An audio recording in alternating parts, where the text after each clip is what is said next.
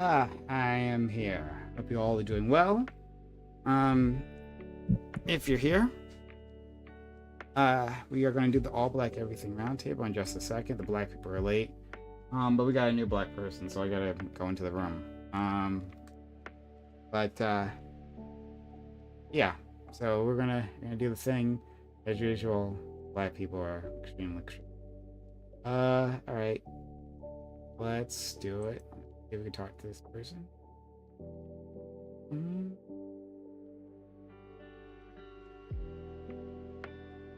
Hello? Hello. Hey, what's up, Prime? Hey, hi. How are you? Hey, All Mordecai. right. Mordecai, can you hear me? I can hear you, sorta. Say that again. Oh, I was talking to the other one. Mordecai, hey. Maybe you can't. I'm not sure. It's I something can like. hear you. Oh, there you go. Okay. All right. Well, I just have to great. set everything back up because I had a quick purge. Okay. Oh man. It was Okay. So necessary. we're just getting set up. This is a very interesting conversation you have set up for us. Yeah, man.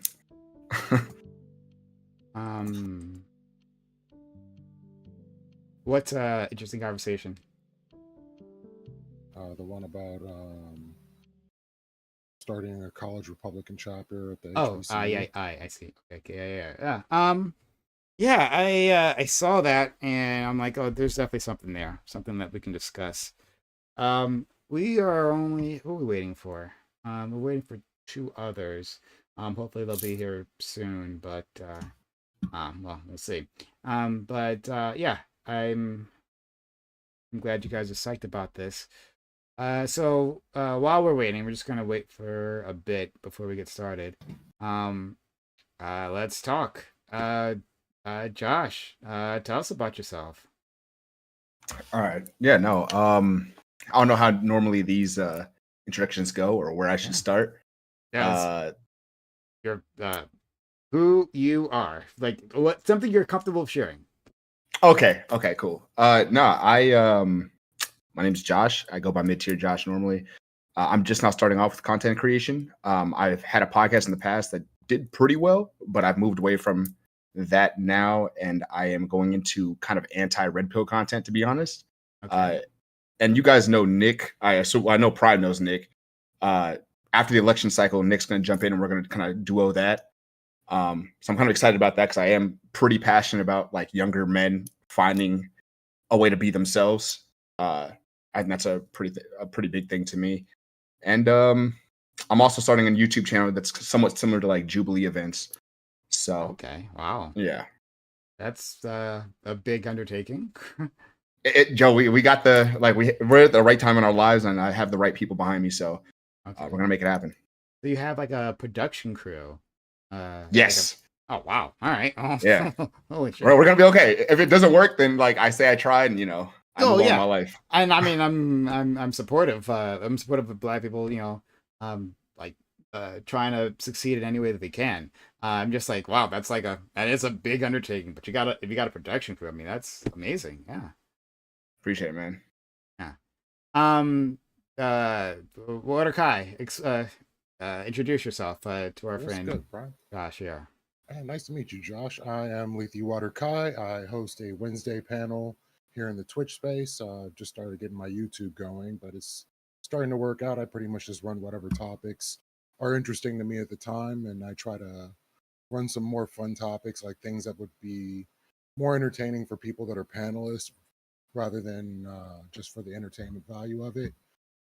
Because I actually really enjoy being a panelist, and I think a lot of panelists dread being panelists in some cases.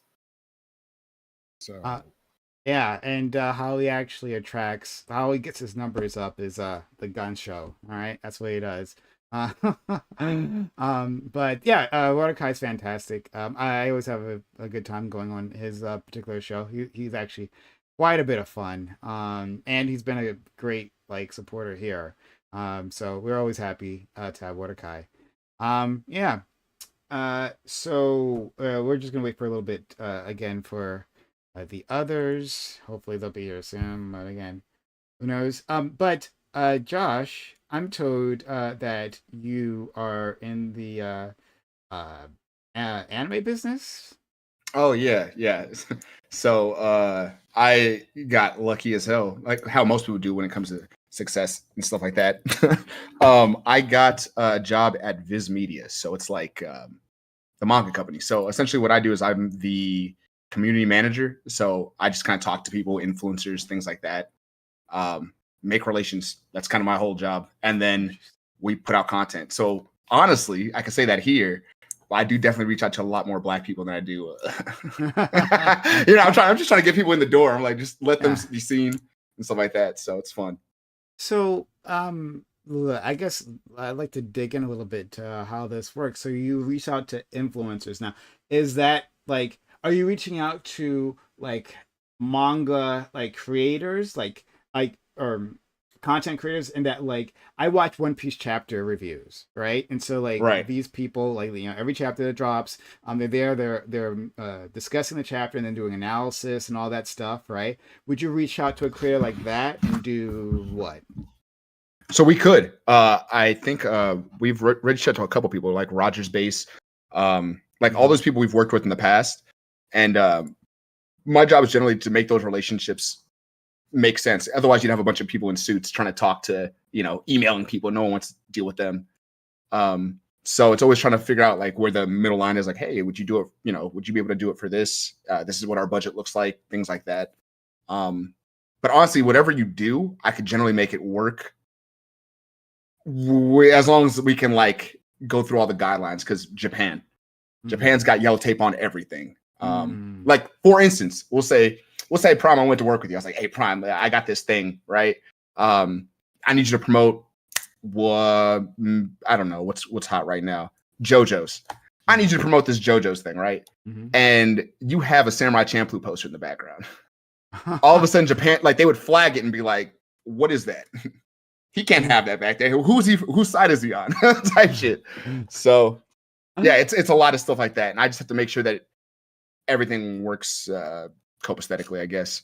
It's okay, cool though. but what if it's for the same publishing company, right? So like, what if I like I have a One Piece poster, but you're asking me to support Kagura Bachi, right? Which is a big up and coming one in Yep. in Shonen Jump. Yeah, would that be a problem, you think?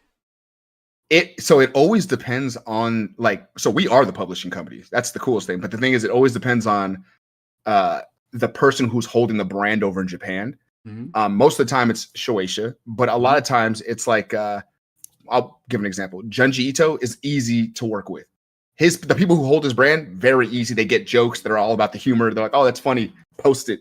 Yeah. But some people in the past I've had where like they're trying to be creative with the one video they're putting out for us or whatever, and they might throw the manga or something and say something funny, and the brand will then look at that and be like, they just throw our manga, like, and then they'll come back and we'll have to redo the whole video, and then they're mad, and it's stuff like that. It's like it really depends on who you're talking to.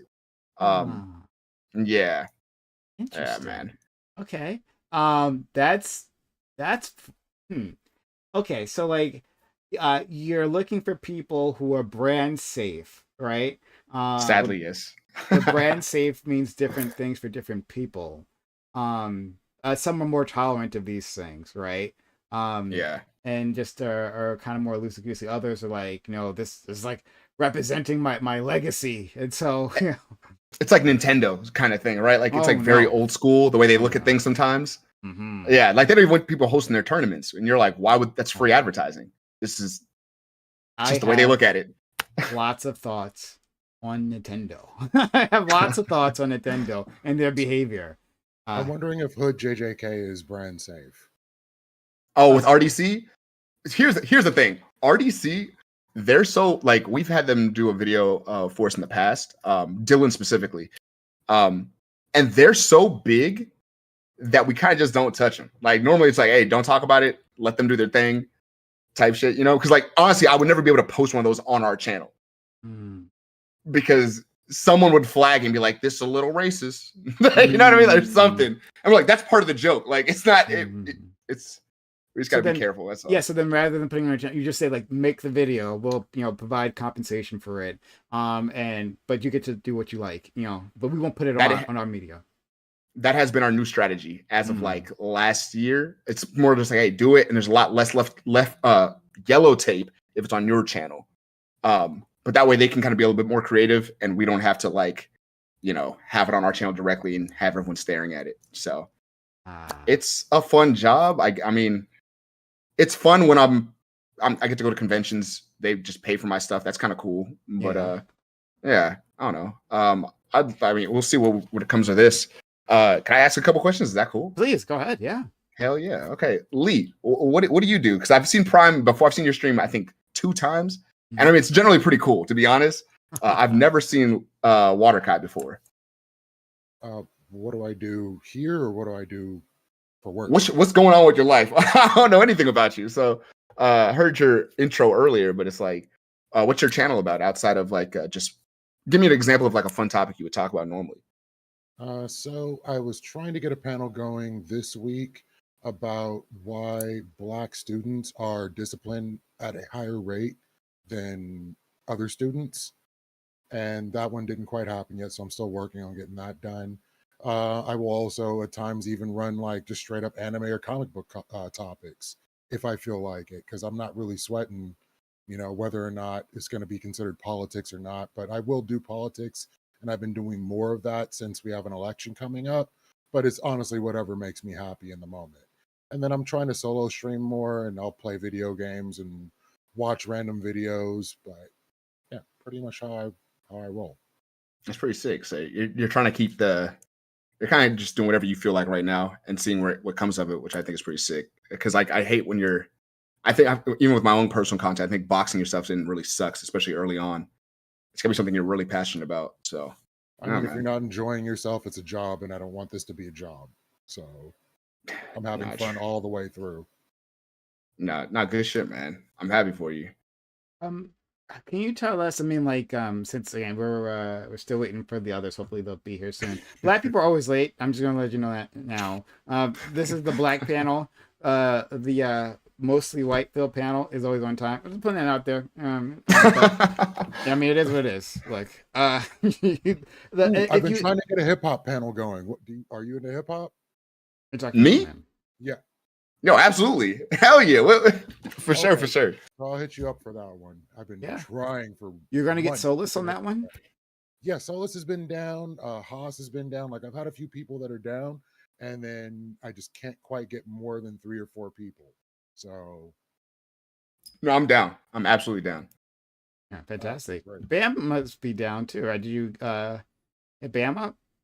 I hit Bam up. He didn't hit me back. So okay. All right. Well, then harass him when he comes on tonight. It's just I'll give you time, and you can yell at him. Yeah. What I was gonna ask you, Josh, is like I think we all have our own story as how we arrived at anime and manga. Oh, speak of the fucking devil. All right. How you arrived at being a fan of anime and manga? Like, how did that happen? Oh man, how did that happen? Oh yeah, I actually do know. 'Cause I was there. So what's up? Oh Bam, I'm about to say Black American. What's Black up, American man? Made, yeah. Nah. So weirdly enough, when I was coming up, like my family was generally more impoverished early on in my life, up until about high school. But I remember when I was in, I think it was like 4th grade, we finally got cable for like a 2-year period. There was a 2-year period where we had cable, and my life changed because I remember being like, oh shit, like I turned the TV on and I finally understood what all the kids were talking about. It was like Rocket Power, SpongeBob, all that shit. And I was just like, this is, nuts, right? Toonami was playing all the time. So of course Toonami got me, like I had Pokemon already. That was on WB. So we all had Pokemon, whatever. But it's like Dragon Ball Z, all that Ronin Kenshin stuff. And then from there, what really hooked me into like the anime culture, I know that now it's like, it's kind of like a girly thing, but Inuyasha got me when I was like 4th grade. late night Inuyasha, it like hooked me. I was like, this Japanese culture thing is sick. And then from there was Yu Yu Hakusho right after that, and I've been a fan ever since. Really. Okay. All right. Yeah, for me, I had stumbled upon the first thing was actually probably Dragon Ball. I was seeing reruns of Dragon Ball, but like I was like really small and like it came on just as like at the time period where I'm getting ready for school. So like it's in the morning and getting ready for school and running around. But like that's when Dragon Ball would be there. And so I'd be trying to like put on my clothes and all this stuff like while watching this. And it was like, it was amazing. It was something so different. But like, I didn't know anything about it. And of course I didn't know the concept of anime at all. Right. Later on, I'm a bit older, I see Sailor Moon and Rurouni Kenshin. Not Rurouni Kenshin, excuse me. Samurai Samurai Champloo.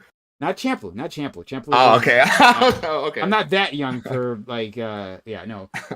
It's oh Samurai X. no, it's not Samurai X. I'm blanking right now. I'll remember it later. It's whatever.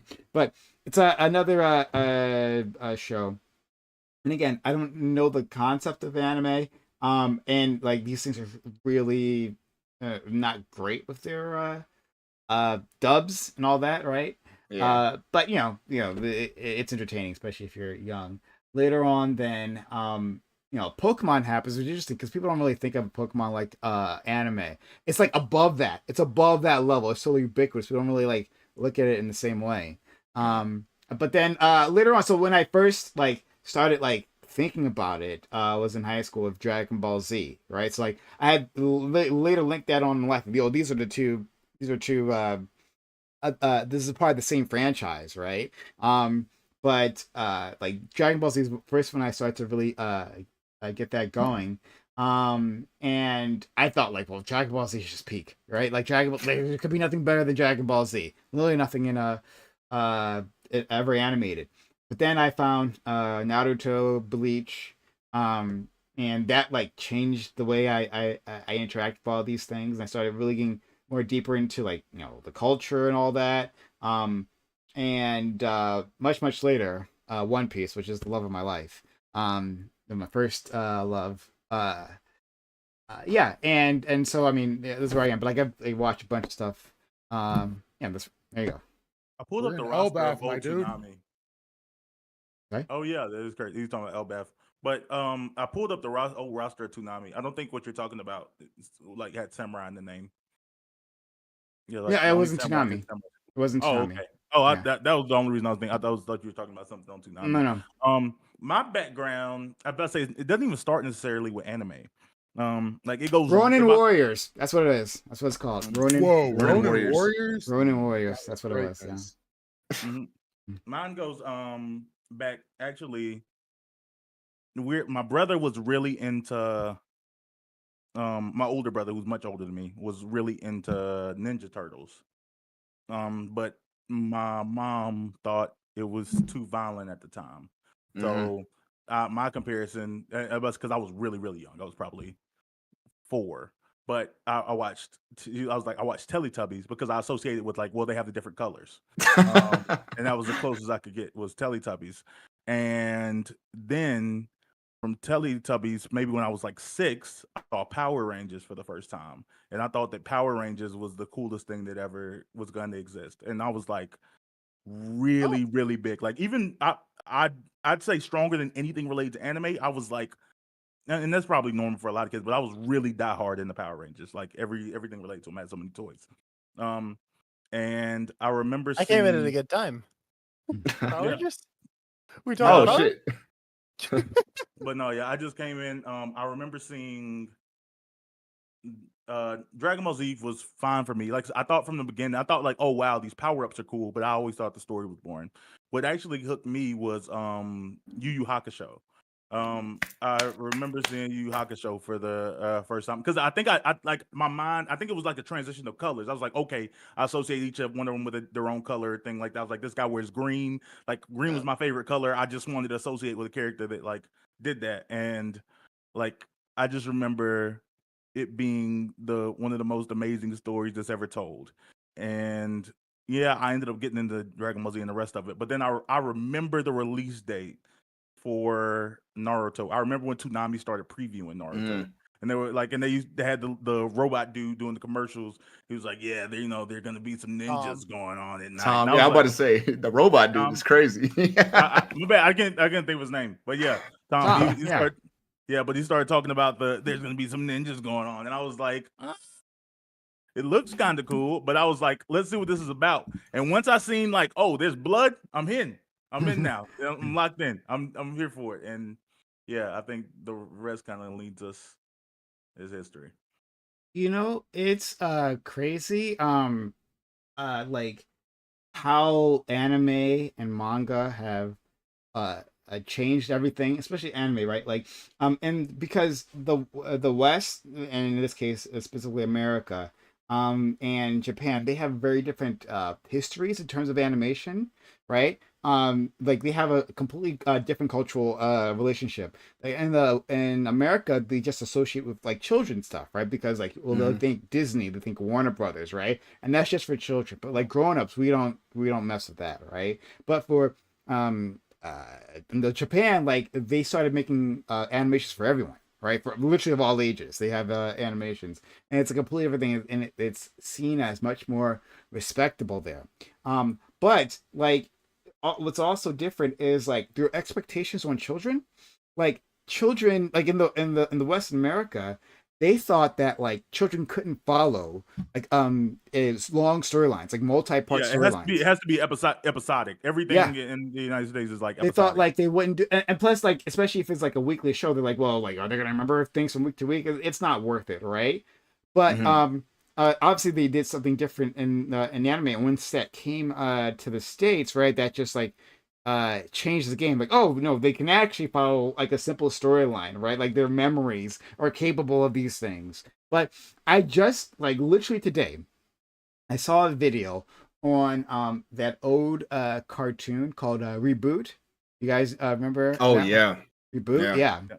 So they were talking The about earliest CGI, yeah. like the first like fully animated like CGI like show. And they were talking about the censorship that went behind that show, and it was like crazy. Like a whole list of like crazy nonsense happened. But one of the things, and this one is going to stick with me forever, right? They said is that like they at first wouldn't allow multi-episode storylines because they thought cliffhangers might be emotionally traumatic to children. That's wild. Emotionally That's traumatic. crazy. Like at the end, if the hero isn't like standing on top at the end, well, what's going to happen? Mommy, daddy, like I will fall apart. They thought it was going to be a literal traumatic event for children Isn't that the- if they don't know isn't what's that going to the- happen next. There's something Have that you ever there's seen the show? You seen the show? That show, the movie Bolt. with the dog. Yeah, that was the I thought it line was a that the superhero. I think it was. yeah, Pixar. that was that specific line about we think will be traumatic, for the kids if Bolt is not it doesn't win. That was the line that they used. Like that's why they always had Bolt winning in all of his little episodes they were doing. I remember that being the scene in the beginning of the movie. I mean that actually I think that probably makes sense. I don't think people like I think it takes I don't even think adults like seeing the hero lose. Like so I can understand that being like a difficult concept to get with. I also think there probably is something to the idea of the issues of not being episodic with your narrative is like the only things we could really think of back then that were like a continuing narrative was soap operas, and the way soap operas had a harder set schedule than the rest of television. So soap operas was like what a new episode Monday through Friday, and then what reruns on Saturdays, I think, like little Yep. short spouts, but it was like consistent versus when you look at like the rest of network television, it was really hard to like lock down a time slot for from a week to week period. Like Didn't Matlock have like some continuation and stuff? I don't know. I Yeah. didn't really watch. Yeah, it. yeah. I mean, Technically. I don't know what you're talking there's- about. Like they had no, you had a schedule. They had schedules for these things. They had TV Guide. yeah. Yes, No, they had TV. well, They had yeah, TV but- guides, but the reason you had to purchase the TV guide is because it wasn't necessarily it wasn't guaranteed to be the same show on the same time.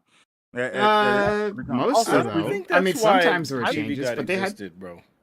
But I'm Yeah. actually just really big on the fact, like if we were to go back to what we were saying with cliffhangers apparently being traumatic, that's just stupid as shit. If anything, cliffhangers are the most fun thing, especially at least to me, because it lets people talk about shit for until the next episode. Look- I absolutely am fine with cliffhangers because of that, and I feel like kids should be allowed to do that, be able to discuss shit like that. I understand that, and I agree with that now, like as an adult. But if there's like real life examples, somebody. Oh, I think it's probably Josh has a thing, but yeah, there's as an We adult. can hear you typing, Josh. Just Oh, my bad. yeah. You're good. But there's an association with like hitting a satisfaction at the end of an episode. Like that doesn't mean that there can't be a storyline, but when shows begin it when the show has an episode that begins and ends and doesn't necessarily have its own like concise narrative, there is a negative there's generally a negative association with that, especially when the episode only comes on one time a week, and if you miss that 30 minutes, you're just lost on the story. And a perfect example being that most people generally associate Avatar: The Last Airbender as being like they think it's just a much better show than Korra. And people don't understand why. They're like, I don't know, Korra didn't feel the same. I don't like Korra, and the reason is like, I mean, sure, there's some level of preference involved there, but the biggest issue for most people, whether they know it or not, is that every episode of Avatar: The Last Airbender told a concise story from beginning to end. Like, yes, there was a continuation, there was the broader journey of like going to fight the Fire Lord, but there was like book two, episode 1, whatever, and the story, whatever the story started at, it was always done by the end of the episode. No, this Well, is then dumb. also, if you think about it, It's not dumb. This is stupid. No, dumb. not yeah, always. actually. No. But with- if you look at it, even still, also like, Korra is dealing with like a female protagonist, and it has nothing to do with like cooking or like domestic chores or something. So I could see a lot of people being disconnected from that from the beginning. Yeah, I 'cause it saw seems the less believable. misogyny joke coming from a mile away. Uh, I couldn't tell, bro. I was like, that was so deadpan the way he delivered that. I was like, oh I- shit. That's what he does. No, but So there's I'm not there allowed was to a share like, my there, opinions. Wow. This is a dumb. you could hear people's bias. Like there was a legitimate bias with the idea of Korra didn't do that. Korra would have just have an episode that just like this episode is like a build Sorry, up. hold on. towards the I'm end not of the season. arguing about Korra. I haven't seen either of these, and I don't care about either of them. I'm saying that the idea that like a show that doesn't like, it's not that the narrative isn't concise. The It's that episode like there doesn't simply progress the isn't a plot. conclusion to the plot being told within the story, right? That has some sort of negative association. That's like I need evidence to say that people can't handle that. Like that, or not. Sorry, I didn't say that much, right? But that there's some sort of negative association there. I'd actually need evidence for that. That's There, this is there because are this sounds For really sure this stupid. is There true, were because some Cowboy show- there Bebop were- is like one of the most famous animes. Like most people like Cowboy Bebop. None of the episodes really led into each other. I think there was one multi-part episode, but the rest of it was totally disjointed, and there was no real sense of closure or anything at the end With- of any of the episodes. My bad. No, yeah, definitely with Cowboy Bebop, it's definitely an overarching story, but every episode can be watched individually, so you can technically start Yeah. wherever. There's Yeah. this so the concept is like A plot versus B plot, and a lot of the time these episodes are A plots with the B plot being the overarching narrative. Sometimes it's flipped and reversed where the A plot is the overarching narrative with the B plot being what the story for the day is, kind of a thing. Yeah. So There's a like you get better, like there's more satisfaction when you tell it like I just using the word choice because I've heard like that when you just have like just Give me evidence of a this. larger a plot. I don't know. I mean, I can send Do I don't that. know, writings related to it. Do that. But feel I like don't know what that's that does for the more conversation like- we're having at the moment. way we were being Because it trained. proves that what you're saying is complete nonsense, or like, did you pull out of your ass? Because like I like, there's no reason that like a person would feel negative. The people like Marvel has built an entire super franchise on the cliffhanger, right? Of saying that like, hey, there's more to the story, No, right? Marvel doesn't do that. Marvel's never There's done more anything to close the that. there's It's the more exact to opposite. the story here, and like we've had like long, I don't know, we have long complex series, right? No, That they're take doing- a whole season to tell an entire goddamn, like especially the way we do TV series today, right? Like an overarching plot over the span of the series, right? Rather than broken up per episode, and that totaling a story in general, right? Like these are all pieces of it, rather than like they're more puzzle pieces rather than a whole piece that make, I don't know. My metaphor's no. falling apart here, I'm sorry. Marvel does I'm just the gonna move Marvel past does that. the But it exact does. opposite.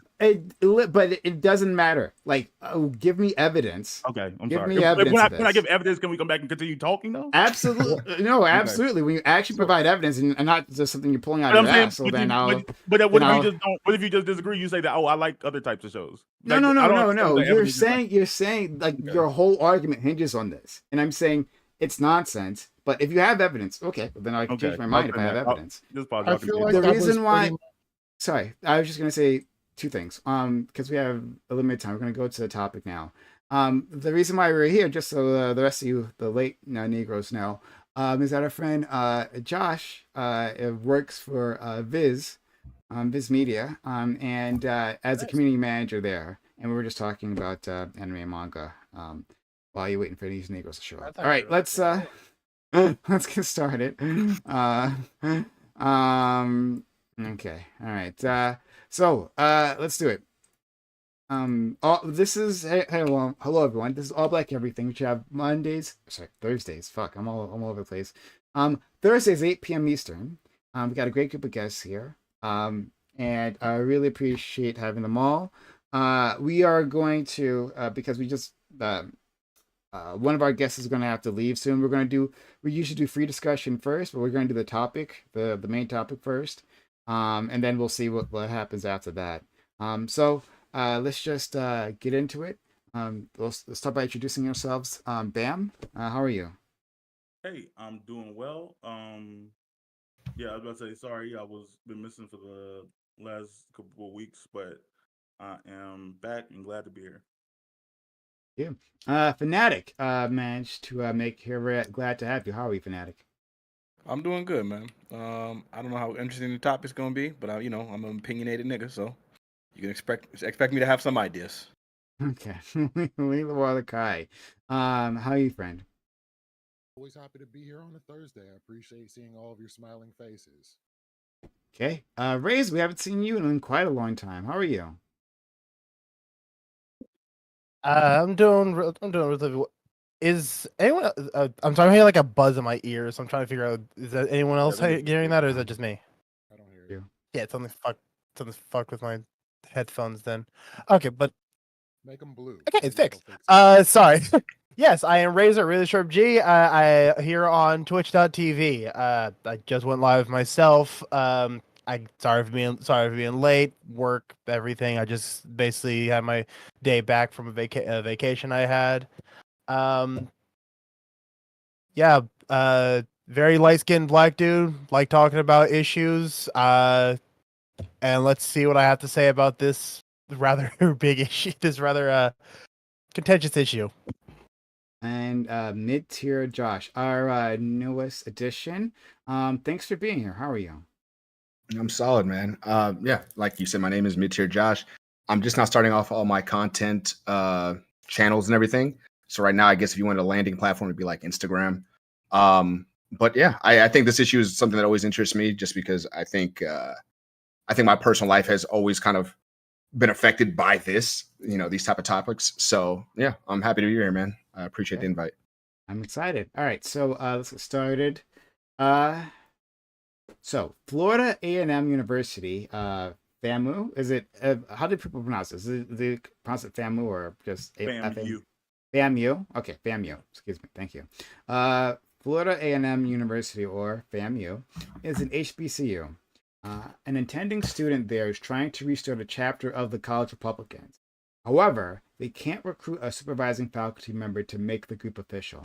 The student and others argue that Black folks need to be present in both parties. Do you think that's true? Does association with the GOP actually give the black community any particular advantages? Would Democrats take our priorities more seriously if there was a substantial black Republican presence? Or does associating with the GOP simply give them undue credibility to say that they aren't racist? So yeah, this is inspired by the student, this black female student, wanting to just restart this chapter, and she talks about her struggles, just fitting in. Right, at first she went to a I guess predominantly white college, a conservative one, a Christian conservative school, where she thought she would fit in, and she was wrong about that. So she goes to a historically black college, Florida A&M, and she,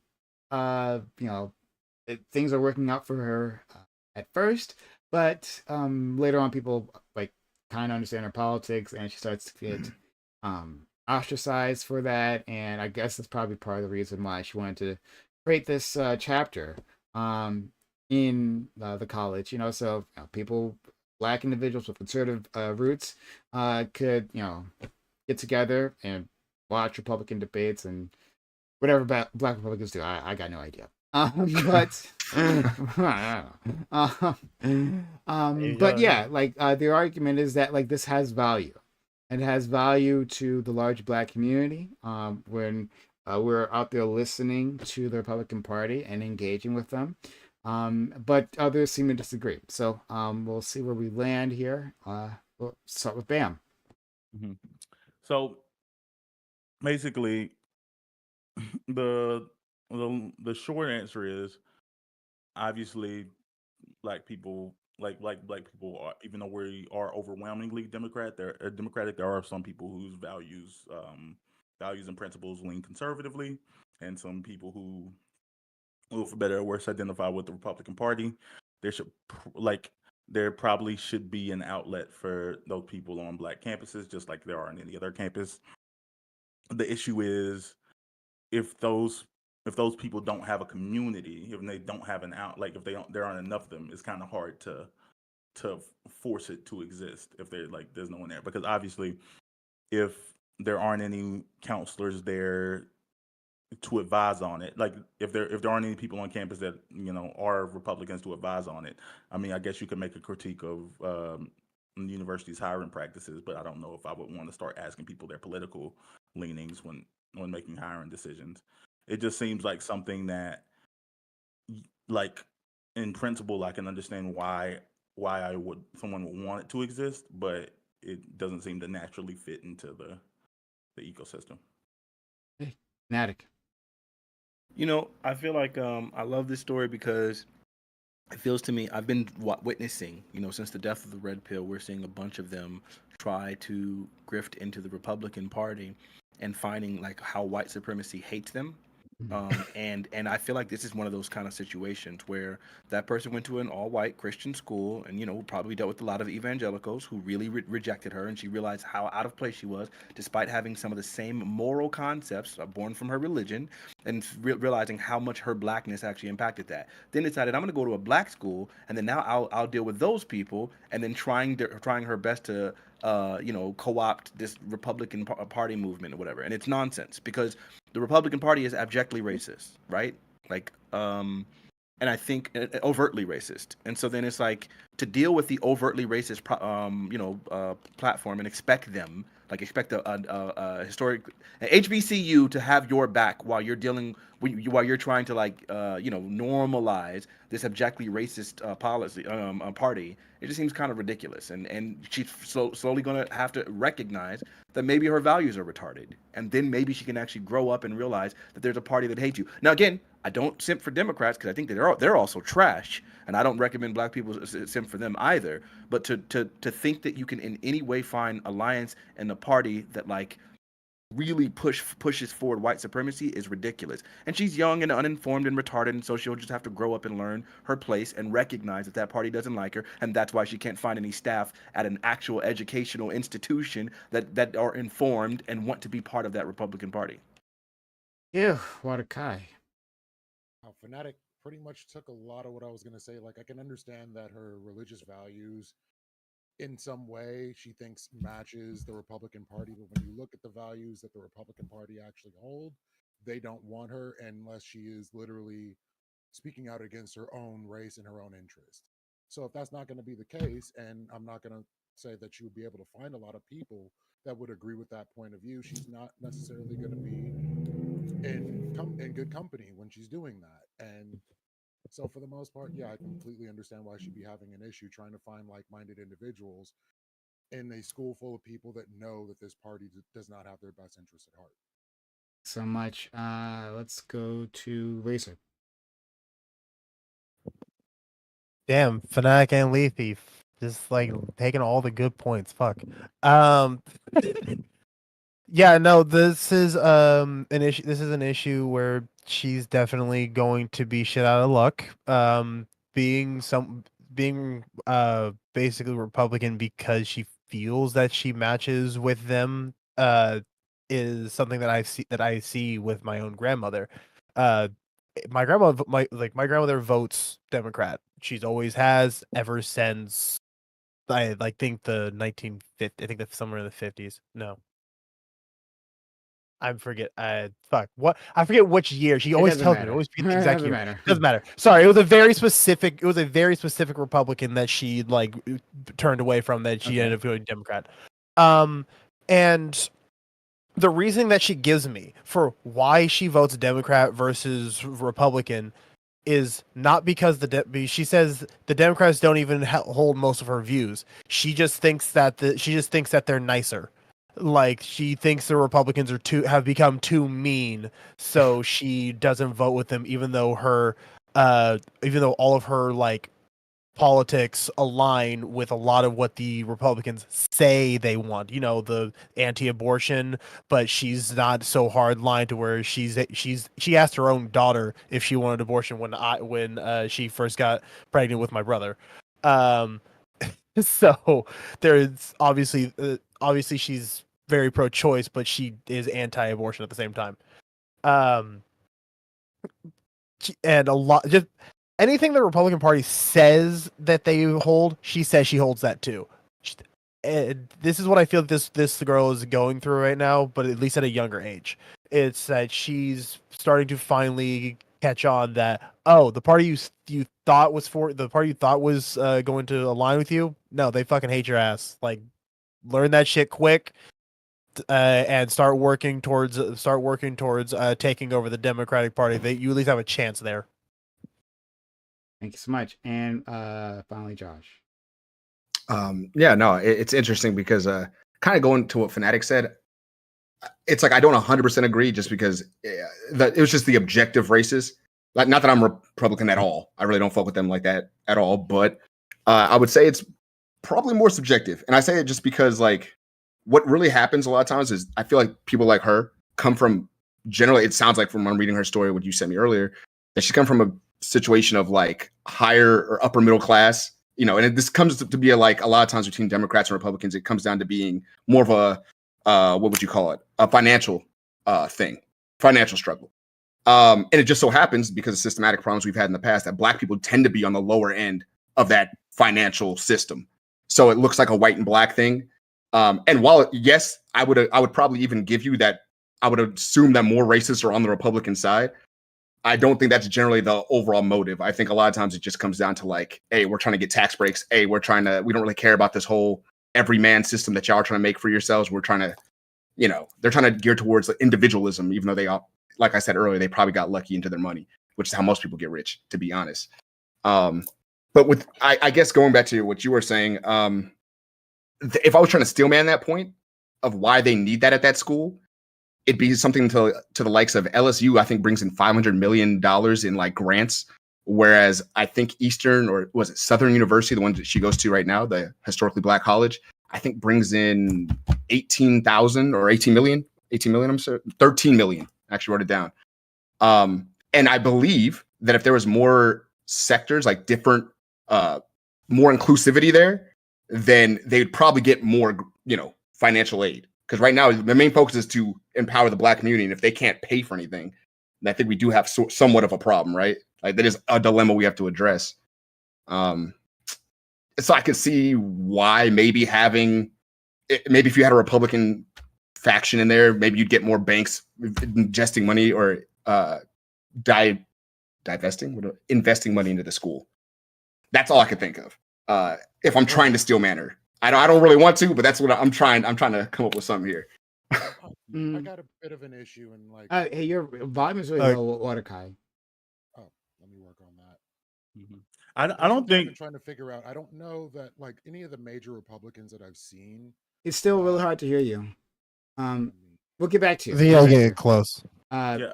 Yeah. I don't know. Like I know when you said inclusivity, like I know you meant it in like the best way possible, but Right. I think that like I think the HBCUs are basically the epitome of inclusivity. Like their reason for existing was because they had to come to existence because of the exclusive spaces, because of the Mhm. spaces that Black people weren't allowed to go into. So as far as like, I don't think I would make that argument to HBCUs of like, or if like, I don't think it would be the first place I would place the argument of like, you guys need to work on being more inclusive. Like it's not an anti-white space. It's like this It's happens to not. be a space that came up to be historically Black because this is the only place we could go. if we No, wanted this education. like to your point, and I mean, I don't want to cut you off. It's like to your point though. I remember what was it? The Southern University Vice Chancellor actually said himself. I had a quote here. He suggests that they need to target a wider audience and evolve their business plans. And this would directly, conflicts with the mission statement, like you were saying, because the reason they were created was like, what was it? It was like the first one was in the 1800s, and I think it was about giving the children of slaves a place to go to school, right? Otherwise, you had no options. So it is kind of strange that your initial plan was for just Black people, but like, given where we are in 2024, where they're just not receiving a lot of funding, and we understand that most of the white people on the top don't give a fuck about Black people like that. There's no reason for them to fund it. I think really kind of just opening that up a little bit and trying to come across as like we're a little bit more broad might, get a little bit more money going is what I'm hoping for. Inclusivity does help greatly, yes. A quick thing, I wasn't saying that they were objectively racist, though I could say that they're that too. I was saying that they're abjectly racist, meaning that some of the things that they're pushing for or fighting against are absolutely heinously racist.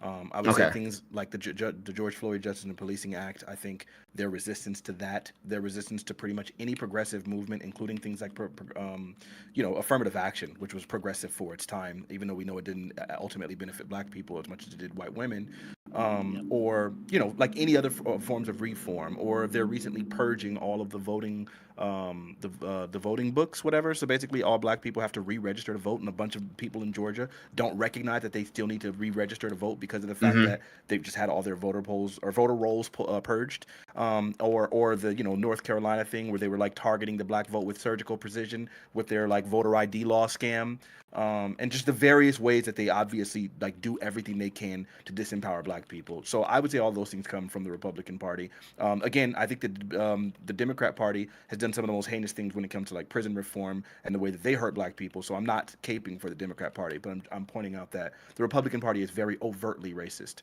No, I would agree. I wouldn't argue that at all. I'd actually, yeah. So then with that knowledge, it would make sense why none of the educated and informed people, faculty in the campus would ever want to actually be like, yeah, sure, I'll help you start this Republican chapter, given that I understand how antagonistic that party is towards us. And this is a historically Black, right, for American African, college and university. So then it feels like, man, why would I try to empower an antagonistic organization for the uninformed child that wants to go ahead and register this? It just doesn't make a lot of sense. No, that part right there, that shit's kind of exactly what I was going to get to, which was like, I think we have 4 Black representatives in the Republican Party right now, and all 4 of them come from like predominantly white districts. So there's clearly a disconnect in what they think is valuable, right? And I'm not saying they don't think Black people are valuable, but what I am saying is they have a, what was that? Sorry, we currently also have Mark Robinson running with the Republicans, and that's not exactly a good look for Black people at all. Then here we go. So we can, like I said earlier, when it comes down to like they're looking for financial gains in their upper echelon of society, they're not looking for the black community. The black community is generally down here, to be honest. Middle class, and we're lower right now. We're moving up, but it's like there's a disconnect between what the Republicans want and what black people want. So I don't know why, if your mission statement for the schools, these HBCUs, is to empower the black community, why would you want, like you said, a little sector of people building in there and kind of going directly against that mission statement, where they wouldn't even help the school if they had the opportunity to, because they're more. Go ahead. No, you can finish. I was just gonna say, it's crazy because like a lot of people still like related the black people I know who are still associated with Trump now, like who still are Trump voters now, like to throw out, they're like, wow, the Republican Party is actually the ones that are funding the HBCUs. Donald Trump signed the CARES Act, which basically delegated about $85 million across every HBCU in the United States, which is like basically like peanuts. Like I'm about to say, in comparison, like Vanderbilt's endowment alone is like $10 billion. Like, and that's just one university. But they were like, Trump gave $85 million to HBCUs. And I'm like, you understand that, like, you split that up around with the like probably 100 total 100 and something HBCUs in the United States. You might have paid like 1.5 teachers' salaries for 1 year. Like this isn't a meaningful difference. And then He gave more Biden came in and donated like over, was it like over $3 billion? Yeah, 2 or 3 billion. Well, I think that was like minorities. I don't think all 3 billion of that was directly to HBCUs, but it was minority serving institutions, which is like a weird word. You gotta real quick question, just because my Trump mic gave has more, been though. acting up. How do I sound? Am I like low? Trump gave what? Trump gave more than that. It was more than 85 million. But the problem was that Trump didn't want to give that money. Trump had he had drafted his own kind of plan for what he wanted to do for a specific bill. And every time every time when he drafted his own bill, his bill literally cut all of the funding to HBCUs, every single one of them. And then finally, there was like a bipartisan bill that ended up passing and getting like such a majority that it was a veto-proof majority.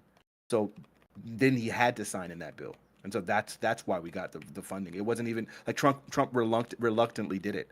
We can't give Trump credit for something that was bipartisan that he literally had no choice but to do. Right? Someone else like drafted, someone else like they voted and passed it in both houses, bipartisan, and then it's like, oh, by the way, Trump gave this money. You didn't give that money. You didn't have a choice. Congress gave that money. You could not sign it. It was veto-proof majority. So how did Trump do that? He didn't. Well, I'm about to say, from what I'm reading, it says the Trump signed the Futures Act, which Trump signed into law in 2019, making permanent additional $255 million in annual funding to minority serving institutions, including $85 million in a year for HBCUs. And you met the total? Is that what you were referring to, Fanatic? Yeah, because there was a separate bill, I believe, that gave like 400. That's the number that they always cite too. It's like, oh, he gave 400 million to HBCUs, which is like an unprecedented number or something. Oh, okay. Yeah, I was about to say I hadn't seen that one. I was referring to the Futures Act. And how did what was the vote total on the Futures Act? Was that the one that was bipartisan? Let's see. And y'all can keep talking while I'm looking. So I believe Biden gave like 1.3 billion initially, and it's 16 billion in a total of 3 years. But yeah, either way, I would say the Biden administration did a lot more for HBCUs than Trump did, and Trump didn't even want to do that. But what I was getting at was that when it comes down to Black conservatives, they either tend to be grifters or they are naive, from what I've seen. So or they're foreigners. Or they're foreigners. So you have characters like Thomas Sowell. Like, this is the kind of person you would think that people would want, or that banks or other organizations would want to give money to HBCUs for, when he's terrible for the Black community, when you have people just as capable, far more capable, like Claude Anderson. So we can still have economics departments and other things that are good for Black people while not disparaging the history of what has happened with Black people in this country. I don't see why we have to respond to a certain ideology in order to have the same values of education. So that definitely doesn't make sense to me. Sure. And then also I want to point out, like, into something somebody said about all those Black Republicans that are in like these white districts. I mean, I think aren't the majority of them immigrant black people. They're not even like they don't even come from the same whatever. So like when they asked Byron Donalds about like reparations, and his whole point is like, well, I wouldn't even get reparations. Like, and it's like, yeah, of course you wouldn't, right? And so then it's like I understand why you would be antagonistic. And you have a totally different black experience for some of them. Obviously, I'm not going to just write off an entire group of people. My brother and my best friend are immigrant black people. That's, I mean, I'm saying, but it's just, yeah, there is typically, like there have been studies that have proven that they have anti-black bias within those communities. They just hate niggas. It is what it is. I looked it up just as you were saying. What one Futures Act looks like it passed through, at least through the Senate unanimously. So yeah, it was definitely veto proof. Yeah, you couldn't. He couldn't not sign that. That's veto proof. You know what I mean? It's also funny that I looked up Byron Donaldson because I didn't know he wasn't like his parents weren't American. I was looking this up now, but funny enough, he went to FAMU. That's crazy. Yeah. Research. Yeah, but he also says, "Oh, go ahead, my bad." Sorry, No. I saw it. I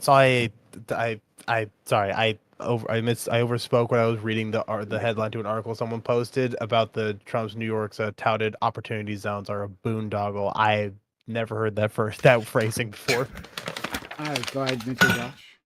Nah, for sure. I wanted to talk to what Fanatic said and what my boy Bam said. That shit was cool. I remember I had it here where Donald said something about how we were doing better during Jim Crow financially than we were. Like, if there was ever a reason to like discredit what this man has been saying, because I actually have studies, or not even study, I have an actual graph from the source. The source is the U.S. Central Bureau for a Population Survey, telling us that since Jim Crow ended, the black community has had less in poverty than we did in the past, which is nuts. Because he said he just kind of, it seems from what I've seen of him, and I've only seen 2 videos of his, to be honest, he just kind of says things. I don't really know where that most of the shit comes from, but he seems to actually be building a following off of that too. So it's interesting. Black It's Republican. Thomas This Sowell. is something you hear from Thomas Sowell all the time. Yeah, it's Candace Owens, all of them. They all are like repeats of the Thomas Sowell movement. Thomas Sowell is like one of I used the to great love Negro. that dude too, man. I thought he was so intelligent. Dang, Not he even a disappointed great me. economist. The one- Like, he is a mid-tier economist. No joke on your name, but like literally, Claude Anderson is a far better economist all the way through. So then you look 100%. down the line, you get the Candace Owens, you get Tommy Sotomayor, Jesse Lee you get Peterson. Jesse Lee Petersons. Like, if you look down the line, they're either grifters or extremely naive. I can't really seem to find anyone that is actually putting forward good values and is honest and earnest in what they're putting forward. Well, They're Jesse all Lee grifters. Peterson Peterson is known- strangely goes one step further. Doesn't say Jim Crow. He straight up says we were better in slavery. It's like, what the fuck Yeah. is wrong with you? Just to clear it up so that we're not like arguing a straw man. Byron Donald didn't say we were doing better financially. What he said was we were doing better. He just said the black family was doing better. He was specifically referring to marriage rates, which it doesn't fix anything. That doesn't improve what he's saying. I mean, if you're going to point out a single good thing or a single factor that wasn't as negatively impacted as everything else, it doesn't speak to like that it was desirable or favorable in any way, shape, or form. So he's just nonsense. He is very much a grifter. They're all grifters. I think it's obvious that Jesse Lee Peterson doesn't actually believe the things that he's actually saying. I used to think he was. I thought for a while that he was joking or just grifting, for entertainment stuff. I've come, I thought he really believed it, and now I realize like no, he's just an entertainer. Candace Owens, she doesn't believe what she's saying. She knows good freaking well. I was just about to ask you that. I was about to say, how do you feel about Candace Owens? Because I for some reason I believe that she really does believe that shit. Oh, she knows Yeah, better. same. That's because she's not retarded. So when we look at something like the George Floyd incident, right? Debatable. Nope. When you look at something like the George Floyd thing, right? And she's like doing an entire documentary, selecting the specific photos that demonstrate that where the knee isn't specifically on the neck, ignoring all of the other contexts where the knee is on the neck, and then putting it together specifically, selectively. That's an intelligent thing to do. It takes actually thought and cunning to be able to lie and grift like that and sell it on an entire documentary when you know the truth. And I know she knows the truth because in order to be able to collect that data, you had to be confronted with the other things. So she knows better. I can tell by her debate strategies by the people that she chooses to interact with, where she won't even interact with people that would actually push back against the things that she's saying, like her selective interruptions. When it's very, very obvious to me. It's very obvious. Well, I It's think where there's she a came middle from. line. She's from. No, I'm saying Raleigh? what she originally was doing. She was kind of a leftist, and she was making a doxing platform. And when she got basically outed from the left party, she became a Republican and all of a sudden started grifting very hard in the opposite direction. I would Yeah. say like generally whenever it comes to like intelligence stuff, I would talk to that because Fnatic was saying that she's very intelligent. I think you could be very intelligent and have the wrong opinion at the same time, right? Like I don't think all intelligent people are on the same side of history. It's very Sure. easy to, just based on your mode, like wherever you started. Like if you were under the impression that if your whole life 4 minus 3 was 2, and you went forward to do all your math with that understanding, we'll say religion or whatever it might be, whatever your mode of thought is, we would come to different conclusions all the time. And so I think it's very possible just to speak to that. Like I don't know if that completely No, here's an it doesn't example. interact at all. Because listen, Yeah, Jordan Peterson. I think Yeah. I actually believe he's a pretty intelligent guy, but right now his like where he's coming from is like crazy to me. He says a lot of insane shit, but I wouldn't say he's I'm stupid. gonna say he has like quite a bit of brain damage at this point. No. He's He's a very still- intelligent person. In his field, he is brilliant. But when he's There it speaking on is. social issues or anything else, that's not where he belongs. He should And stay then- in his lane. Yeah, and then look at like for even like the thing that you're talking about. Sure, when you have different data, then your deductions and inductions are probably going to be a little bit different. But there's no way that she has the improper data because she did an entire documentary on it, meaning she had to review hundreds of hours of footage and nonsense because she had all of these different perspectives from different angles and all this nonsense, and she's doing all of this research. And so I'm supposed to believe that despite all of this research, she some sort of way came to the wrong conclusion, knowing more than I do, right? Or when she's like making the claim, like, hey, his knee wasn't on his neck. And then I post a picture. Here's the knee on his neck. What are you talking about? And then she just doesn't interact with that. And I know that she knows better because I'm not the only person that's pointed this out to her. So I know you know better. You're choosing to be disingenuous. It can't be a matter of just, I just have different data. You're choosing selectively to interact with the data that agrees with you because that's the way you maintain your grift and ignoring the data that disagrees. That's I like intelligence. this. No, I like this a lot. I think what you're saying is true, but I don't know if what you're saying is true. But there's two things. One, as far as grifting, I think that things can start out as grifts, but I believe that once you engage with the material for so long, and once you receive like negative backlash from an opposition for so long, I do think that you begin to embody. I do believe you begin to embody and believe in the things that you're saying, not out of like some like desire to seek truth, but out of a desire to antagonize like the other side, like Out of people spite, that yeah. are Or hurting. that you don't want to fumble the bag.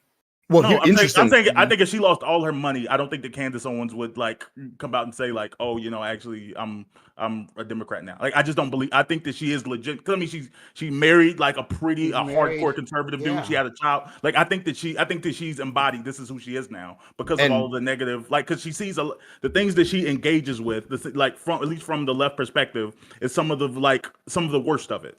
Like that's the thing that she like is placed in her media zeitgeist. Confirmation bias. Yeah. Yeah. So I But think it doesn't that's a have real anything to thing. do with. Yeah, But I mean, Well, that was the Take first it part. to The make second thing I it. wanted to say related to related to like, you've seen the information, so you like if you see the information, you would come to the conclusion I come to.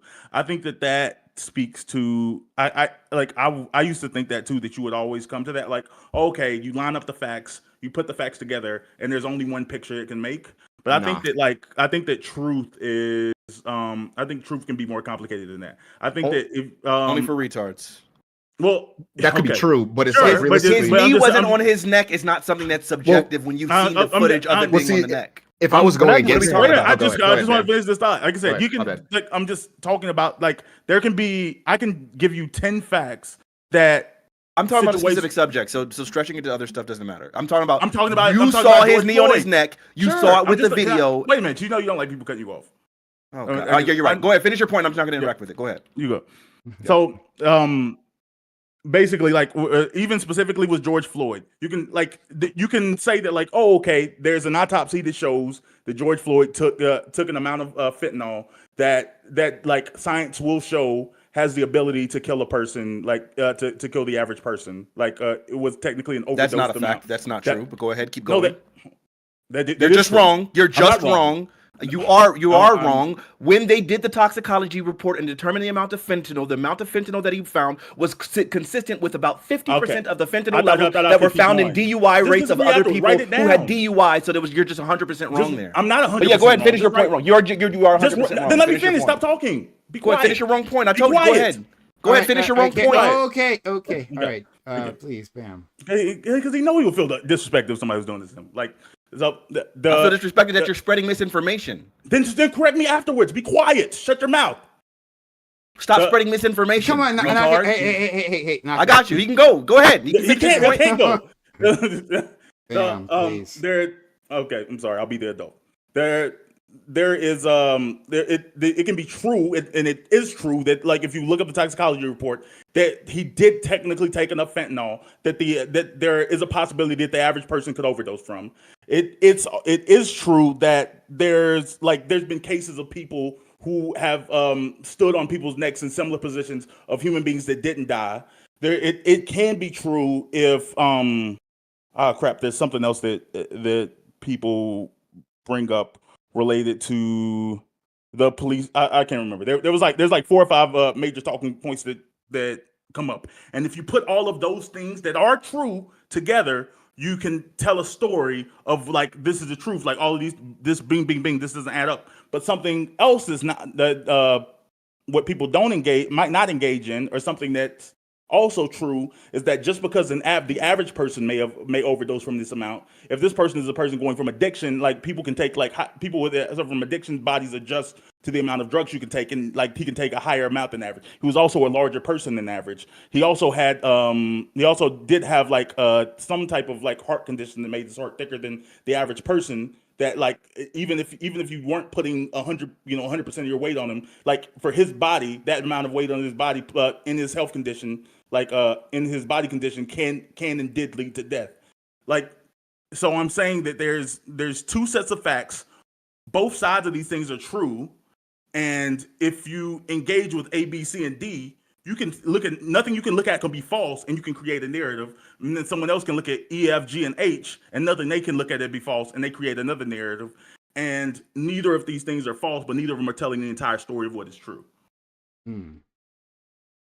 I'm done. Fanatic, did you want to get on that? Nah, or- he- No, I'm not addressing him. He's an idiot. Okay, so I- the reality of this, Bam, Okay. and this is Mhm. exactly kind of what Fanatic was getting at to begin with. She created a narrative that worked with the media companies that she was working for. If she gave a different narrative, she wouldn't be doing as well as she did, pushing out that narrative. So any information that would go against that narrative, she very intelligently moved around.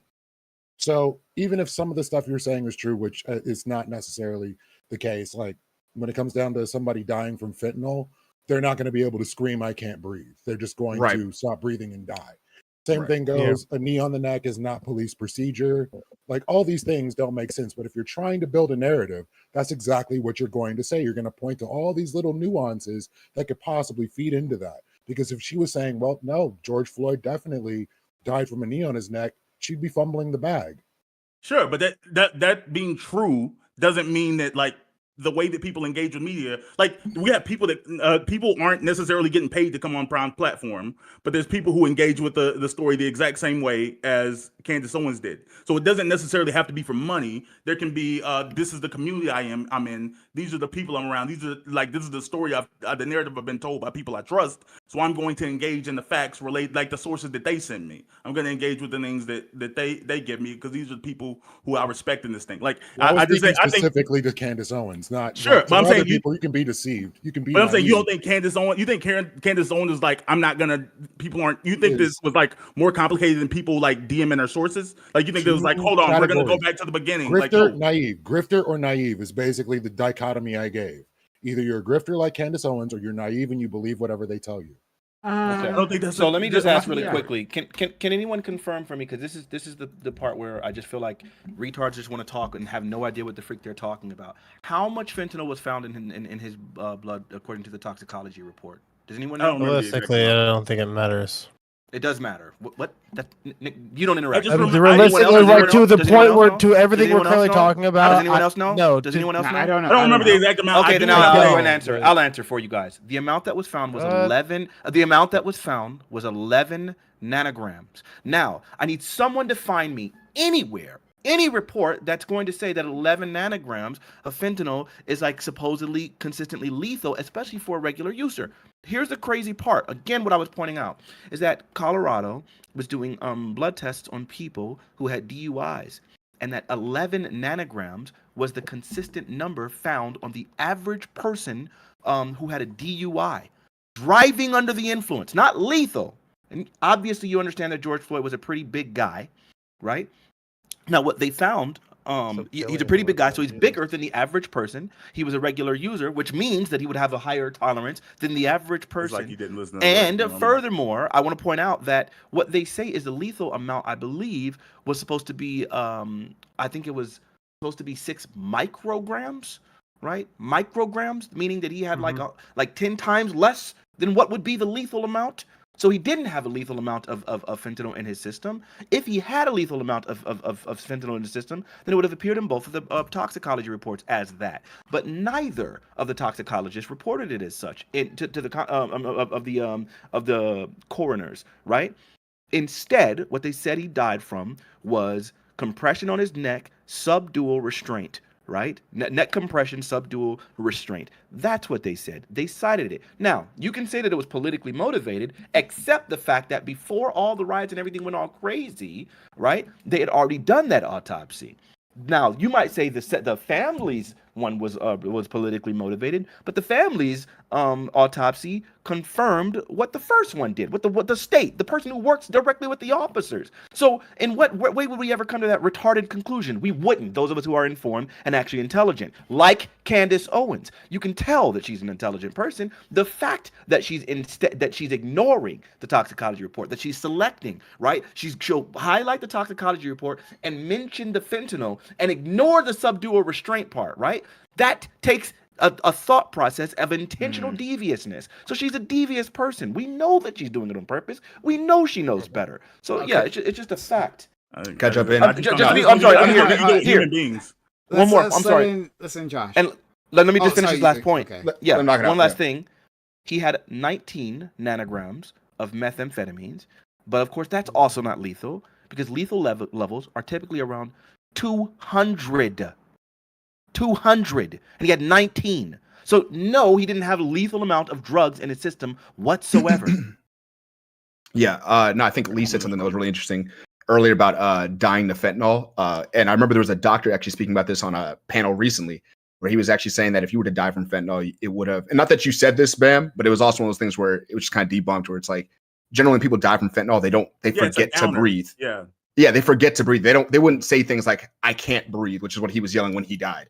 I'm sorry, Josh, not cutting you off. Is somebody coming to the conclusion that I said that George? No, Floyd no, died I'm saying from not to fentanyl? say not to put this on you. Okay, No. that's why I feel like people are pushing back. Like I made that argument. Nah, it got heated, but no, I'm not coming at you like that. It's whatever. Y- I'm just more saying that, yeah, like anyone who thinks otherwise is like lying to themselves at this point. Now, I would say, where was I at? Yeah, this is so Fanatic said some really good shit. But I would say, how do you consolidate that? And I guess Lee too. How would you consolidate with her leaving the Daily Wire? Because that was a pretty big paycheck. That was a fat paycheck that she walked away didn't from. leave. She got fired. Well, yeah, she got she got fired because she fired. started. Didn't she argue with? She spoke out yeah, against right. Jewish people and Yeah. Right. getting She was fired. basically going full Nazi, so Ben was like, "Oh, I can't have that." Yeah, So and that I remember they had a lot of talks about that because they were very close beforehand, and then she got released, so she lost the check, right? Which from the mode you were telling me from before, she wouldn't do something like that. Why would you speak out when your paycheck's coming directly from him? He's your boss. She forgot where the line was, just like she forgot where the line was when she was working in the other grifting direction. That's She's exactly not what great it at is. Why- figuring out what the boundaries are. It's not just that. Yeah, And- no, and I think it's why Mark I Lamont it's Hill why I spoke to do. that. good. Said it, who? What? Mark Lamont Hill spoke to that. It's that a lot of these people, they believe that they're brought onto the show to talk about their opinions. They forget that, like, wait, no. We brought you on here to take a dump on black people with a black face. That's what you're here to do. Once you start speaking to greater issues, like, or not greater, but to other issues that don't have anything to do with black people, and not just continuing to denigrate black people, specifically American Africans within the States, at this point now, you're actually fighting against what we brought you on to do.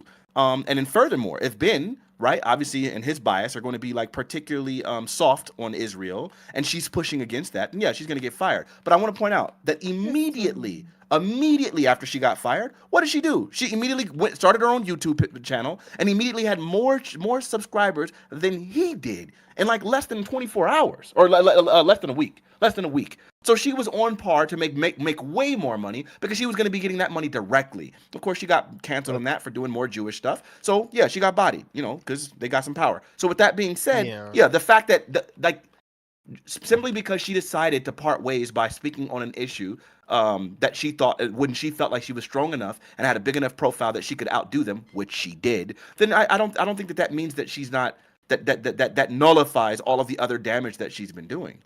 And if it I would never say it nullifies the damage she's been doing, but it would go like initially. I would say it would go directly in contradiction with the view you had given me of her before, where it's like she does everything for the money, and then there's no way to retroactively be like, no, what if I leave right now, I'll make way more money than Ben Shapiro, which is one of the biggest pundits we know of on the Republican side. That's a really big maybe. She would make more money than Ben Shapiro. She doesn't have to. She will make more money independently than what she was making from the Daily Wire from her paychecks, which she was obviously going to be able to do. She could tell by her following. She could see her profile. She could see her interactions. She knew that she was literally the biggest face on Daily Wire. Like she was doing it. Ben Shapiro makes the majority of his money. Never. I don't have to go into that. No, I can see that. I think she knew that. And it's obvious. I mean, her following was ridiculous. And it became ridiculous the second she joined. And I think it'd be foolish to sit there and say she had no indication or clue whatsoever of exactly how big her following was. That's obviously not true, right? And then furthermore, to bring it back home, the reason why we were saying that yes, that you have to be stupid in order to think about this whole fentanyl thing and to bring that point up is because to bring that point up means that you're saying these are facts, right? That Candace Owens was believing, which might have caused her to side with the specific truth narrative. But what I'm saying is, I know that she knows that these are not facts because I know that she knows that these are not lethal levels because she did the research.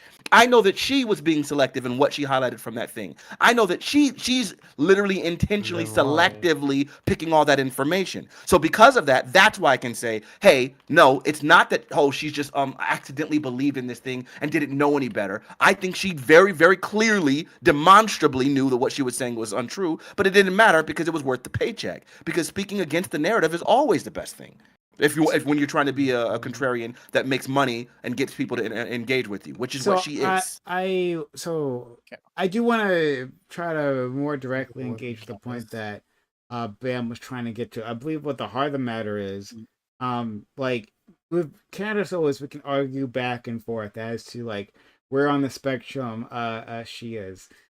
But like I think the heart of the matter was like, hey, people have their biases, and so they filter. That helps filter what facts they think are valid, and their media environment that they partake in also does that. So let's say there's a big murder case that the country is following, and somehow it's gotten politicized. And on the left, they say they point out facts 1, 2, and 3, and on the right, they point out facts 4, 5, and 6. Now, all these are facts, right? But like the combination of those particular facts leads a person down to a very different conclusion.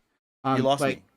You lost me when you said all of these are facts because the things that he cited are not facts. No. The things that he cited are lies. I'm not about to retry George Floyd right today. I'm moving away. I don't need you to. I'm example. I'm talking to Prime. I'm saying, but that's what he did. So then you can't use this as a steelman of his point because the things he was saying were not the facts. I'm not. Hey, hon. I'm not using that example. Right? I'm trying to like back away from Candace Owens and from the George Floyd thing. So I'm just like examining the concept that he was talking about, but like the completely separate from all those other things. Yeah. Like a police brutality case where this happens pretty frequently. Yeah, where, like, sure, we all see the same video. But But why would Yeah. we switch to generalities to talk about a phenomenon that doesn't apply to a person and as a defense of that person I'm not talking when about it doesn't that person. apply? I'm not defending that person. I'm Oh, talking so, about Candace so we're Owens at digressing all. from the original point. Yes, Okay. actually we we're are. away from I Candace. said Oh, okay. specifically, hey, I wanted to like to talk about like this specific concept, right? Not about not about Candace Owens, and not about George Floyd. So I'm I talking get about you. something else. Okay. So we're just So- making a very banal point that people can be biased and motivated reasoning. is Okay. important. Okay. For So sure. then That's okay, kind of great. where he's at. That's Yeah, facts. All right. actually. Okay. Yeah, fair enough. sure. We all know Okay. this.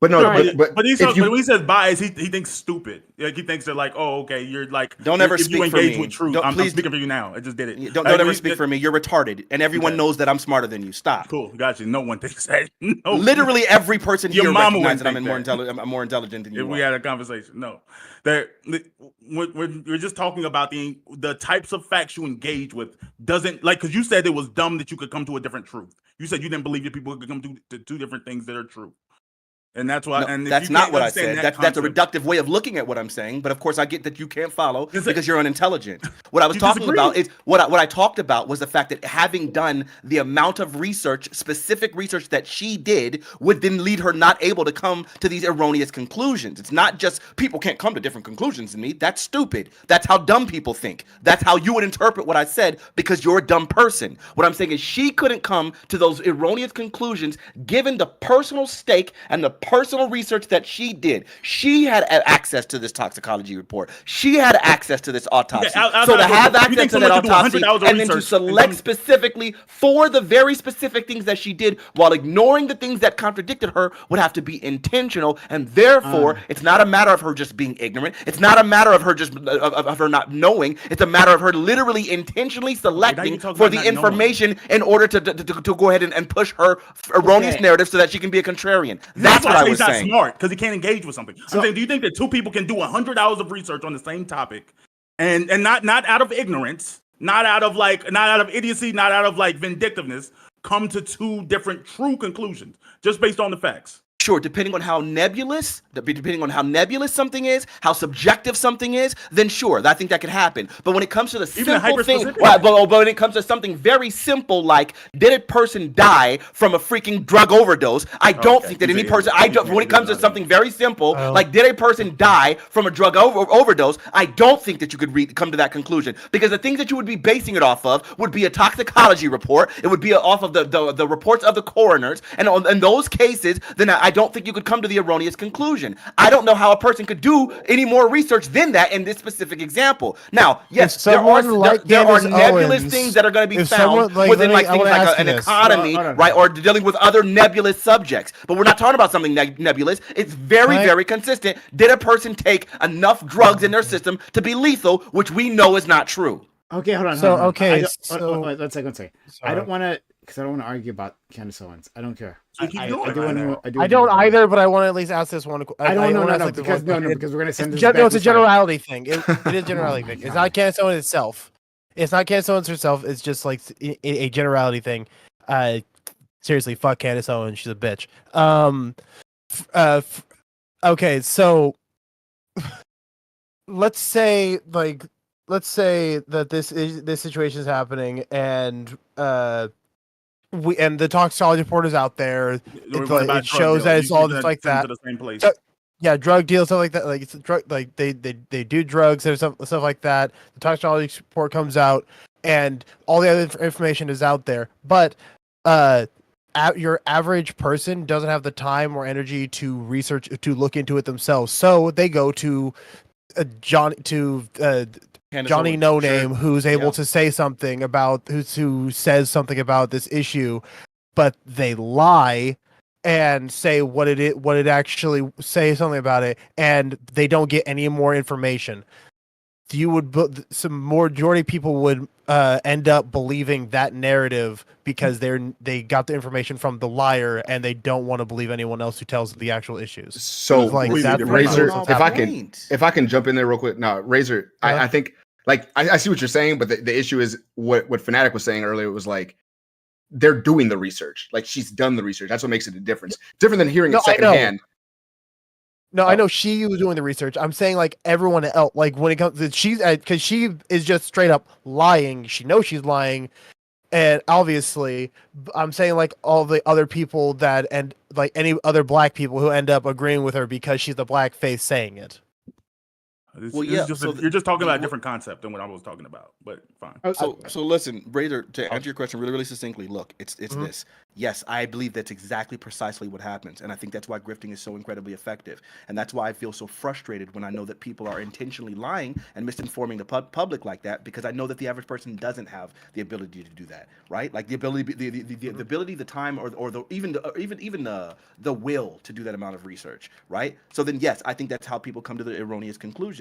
I think we saw that perfectly when it came to Kanye West. Kanye West began interacting with Candace Owens. He watched her documentary and then started citing some of her talking points. He didn't even have his knee on his neck like that, right? Where did he get that concept? Because this person intentionally selected for imagery specifically that didn't show his knee on his neck so that she could maintain her narrative, right? So I understand why that would happen. The difference between the average person is the average person isn't creating a documentary. The average person isn't intentionally misconstruing information like that. So that's why I hold her differently. That's why I know that she does have the time. She took the time and still intentionally came to the erroneous conclusion. Maybe I That's have what to say a makes her different name. despicable. What about Tim? Like, do we think that Tim Scott is a true Republican, or do you think that he's like a grifter, or do you think that he's naive? Like, do I you don't know think much that about Tim Scott. 1 second. Shogi and Stu, or is it still Slonky and Stu? He was. This is a while ago.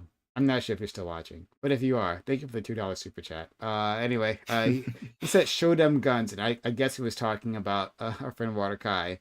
I wanted you to flex on them for a second. Assuming they are, there you go. All right, thank you for the $2.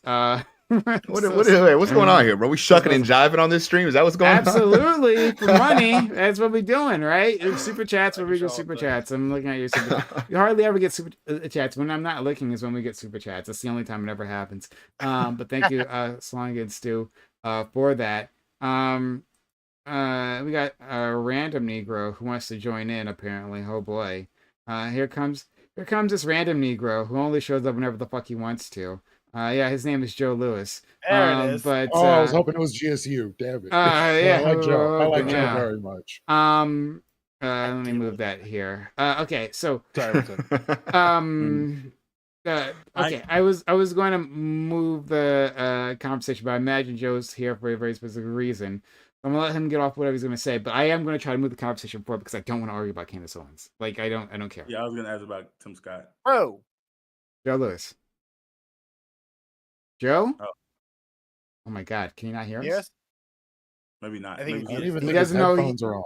his headphones are off. He's talking to His somebody else. headphones are all the way up here. Joe Sorry, I was in the Lewis. I was insulting you literally the entire time. I believe it. Yeah. So he called you this- like a baby back bitch and I everything. was calling you a random Negro who only shows up whenever the fuck he wants to, right? Not certainly when I invite him. But I heard there was Halle Bailey slander, so I was like, I gotta jump in. it's gonna come from Bam, of course. But in any case, She's a free agent now too. It's great. Bam doesn't care. But Halle Bailey is free agent. You're saying? Yeah, she's a she free broke up. agent. Yeah, she broke up with her. Wow, she just had that kid. Dang, another single Yeah. mom. Yeah. She'll never be single for long. Well, if Bam has anything to do with it, that won't matter. But anyway, Joe, you want to say something? Oh no, I was just I heard you guys slandering Candace Owens. I was kind of curious why. Oh my What God! You came in for the exact wrong reason. What is the point you want to make? Make your point on Candace Owens, and so that No, I know a point. I was just curious. That's all. We were Candace talking Owens- about. Go ahead. Yeah, in a nutshell, we were talking about. She's the a idea bitch.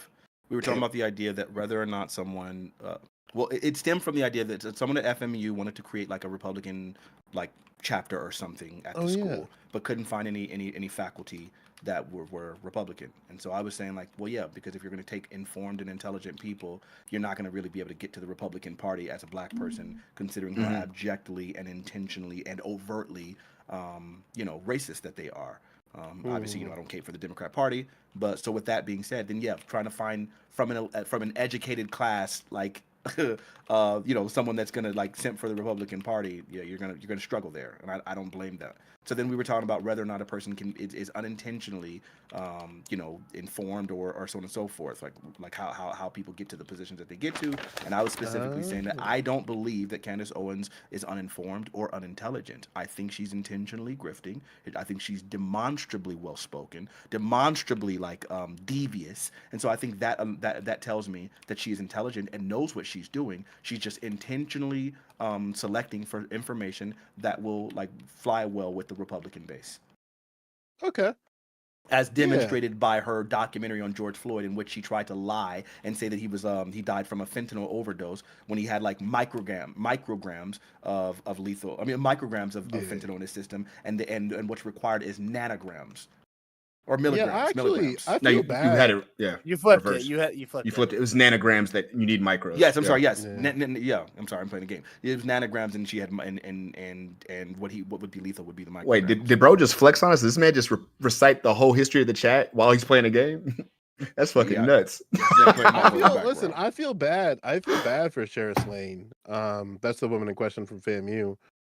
I hope that she able to find somebody, because I do think there is, if you, whether it be conservative or otherwise, if you want to have somebody within your organization, I understand one aspect of it. You want to kind of have a more conservative leaning person as your advisor for your board.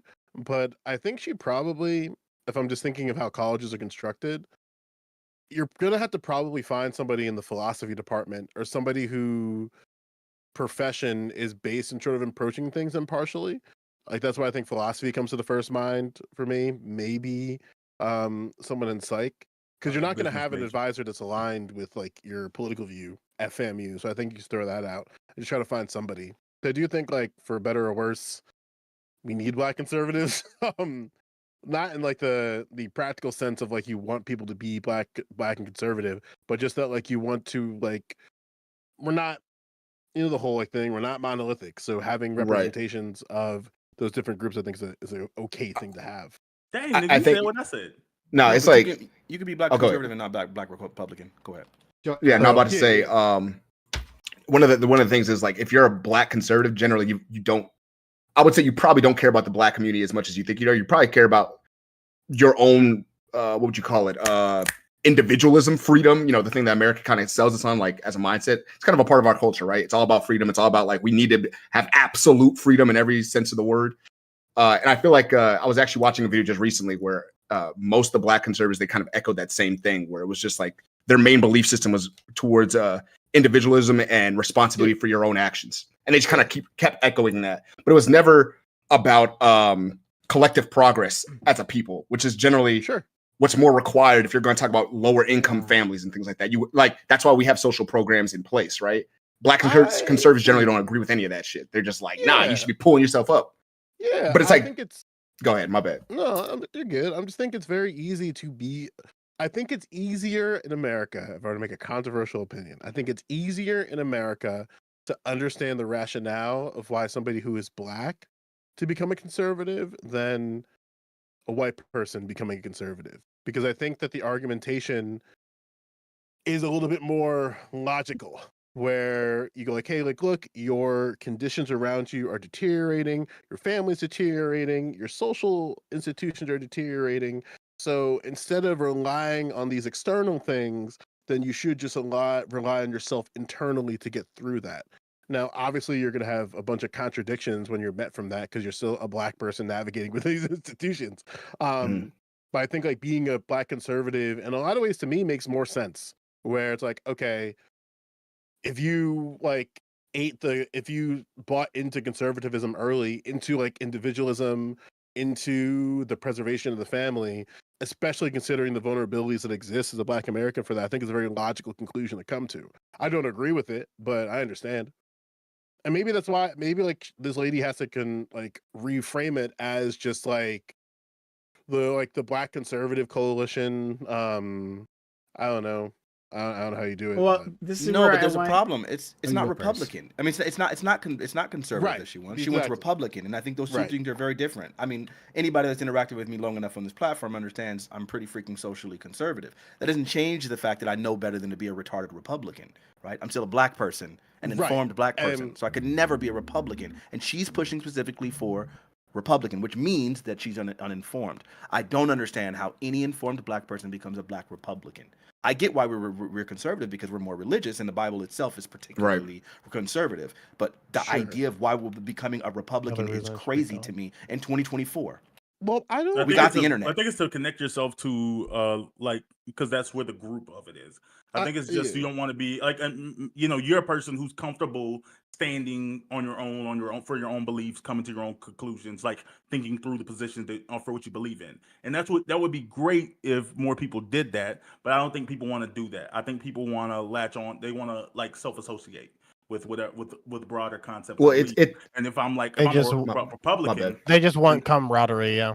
then I have a group because that's why I Well, was bringing up Tim Scott for instance. I don't think Tim Scott's uninformed. I don't think Yeah. he's like and I don't think he has like negative intentions. I don't even think he's a grifter. I think that he believes the things that he says as a Yeah. senator in South Carolina, and I think I think he is a Republican, and I don't think he would feel comfortable like not aligned with something. Like I don't think he would be Well, I like think an independent. I think the truth is, if you're looking to be, let's say, a political actor, right? I don't know how to word this in a way, so it's going to come out messy. I think a lot of black conservatives don't have a choice when they're looking to engage in politics if they believe that the two-party system is the only way. So, like, if you're a black conservative and you're like, but then you also believe that the two-party system is the best way to actualize your politics, then you're kind of stuck between Democrats and Republicans. And then I think that's where the calculus I think comes in. Granted, I think the like if you are black and conservative and looking at the Republican Party, they already have a bunch of fuckery that they do to black people already. And that's just like not even being by virtue of your blackness, but just by virtue of like having opinions that might not cleanly fit within the conservative agenda. There's obviously examples of this with Candace Owens, where I think, yes, she's conservative, but she clearly does not fit within the Republican Party. Where someone like Tim Scott can fit much more cleanly. Yeah. How doesn't it's she just- fit Even though within the Tim Scott's Republican Party? probably gay, Was that? and that's not homophobic. Well- I was just throwing it out there. So here's the deal. I don't know much about Tim Scott, but if he's a black person and he's informed and he's a Republican, he's a grifter. There's no other way. You cannot be informed and for black progress and see the antagonism that the Republican Party has for black people, for American Africans, and still come to the conclusion that no, I still think that Republicans are a good party. It's not possible. You cannot be informed and be an American African Republican. I don't Unless believe you that you were can do raised that. Well, maybe I don't know, maybe that's there's a different something worldview. maybe Go there's ahead. something to that. Like maybe black this is going to be like a huge meta question or meta observation. Maybe black conservatives are the easiest group of people that expose that like neither party really fits for them. Because like I know a lot of black conservatives, like they're not I don't want to say terrible people, but they're not like their argumentation of why they ended up there is not that like illogical. Give me one. where, Give me an example. It What It is would be a good mainly argument? all Yeah, feels yeah. based. Yeah, it sounds It like is it's more mainly field feels based normally. based. Yeah, Then it's not that's a good how I get argument. it. So then that wouldn't be. a Well, good hold on, first argument. let's Yeah. hear what the arguments are. Go ahead, Joe. My bad. Well, the thing is, like when I imagine a black conservative, right?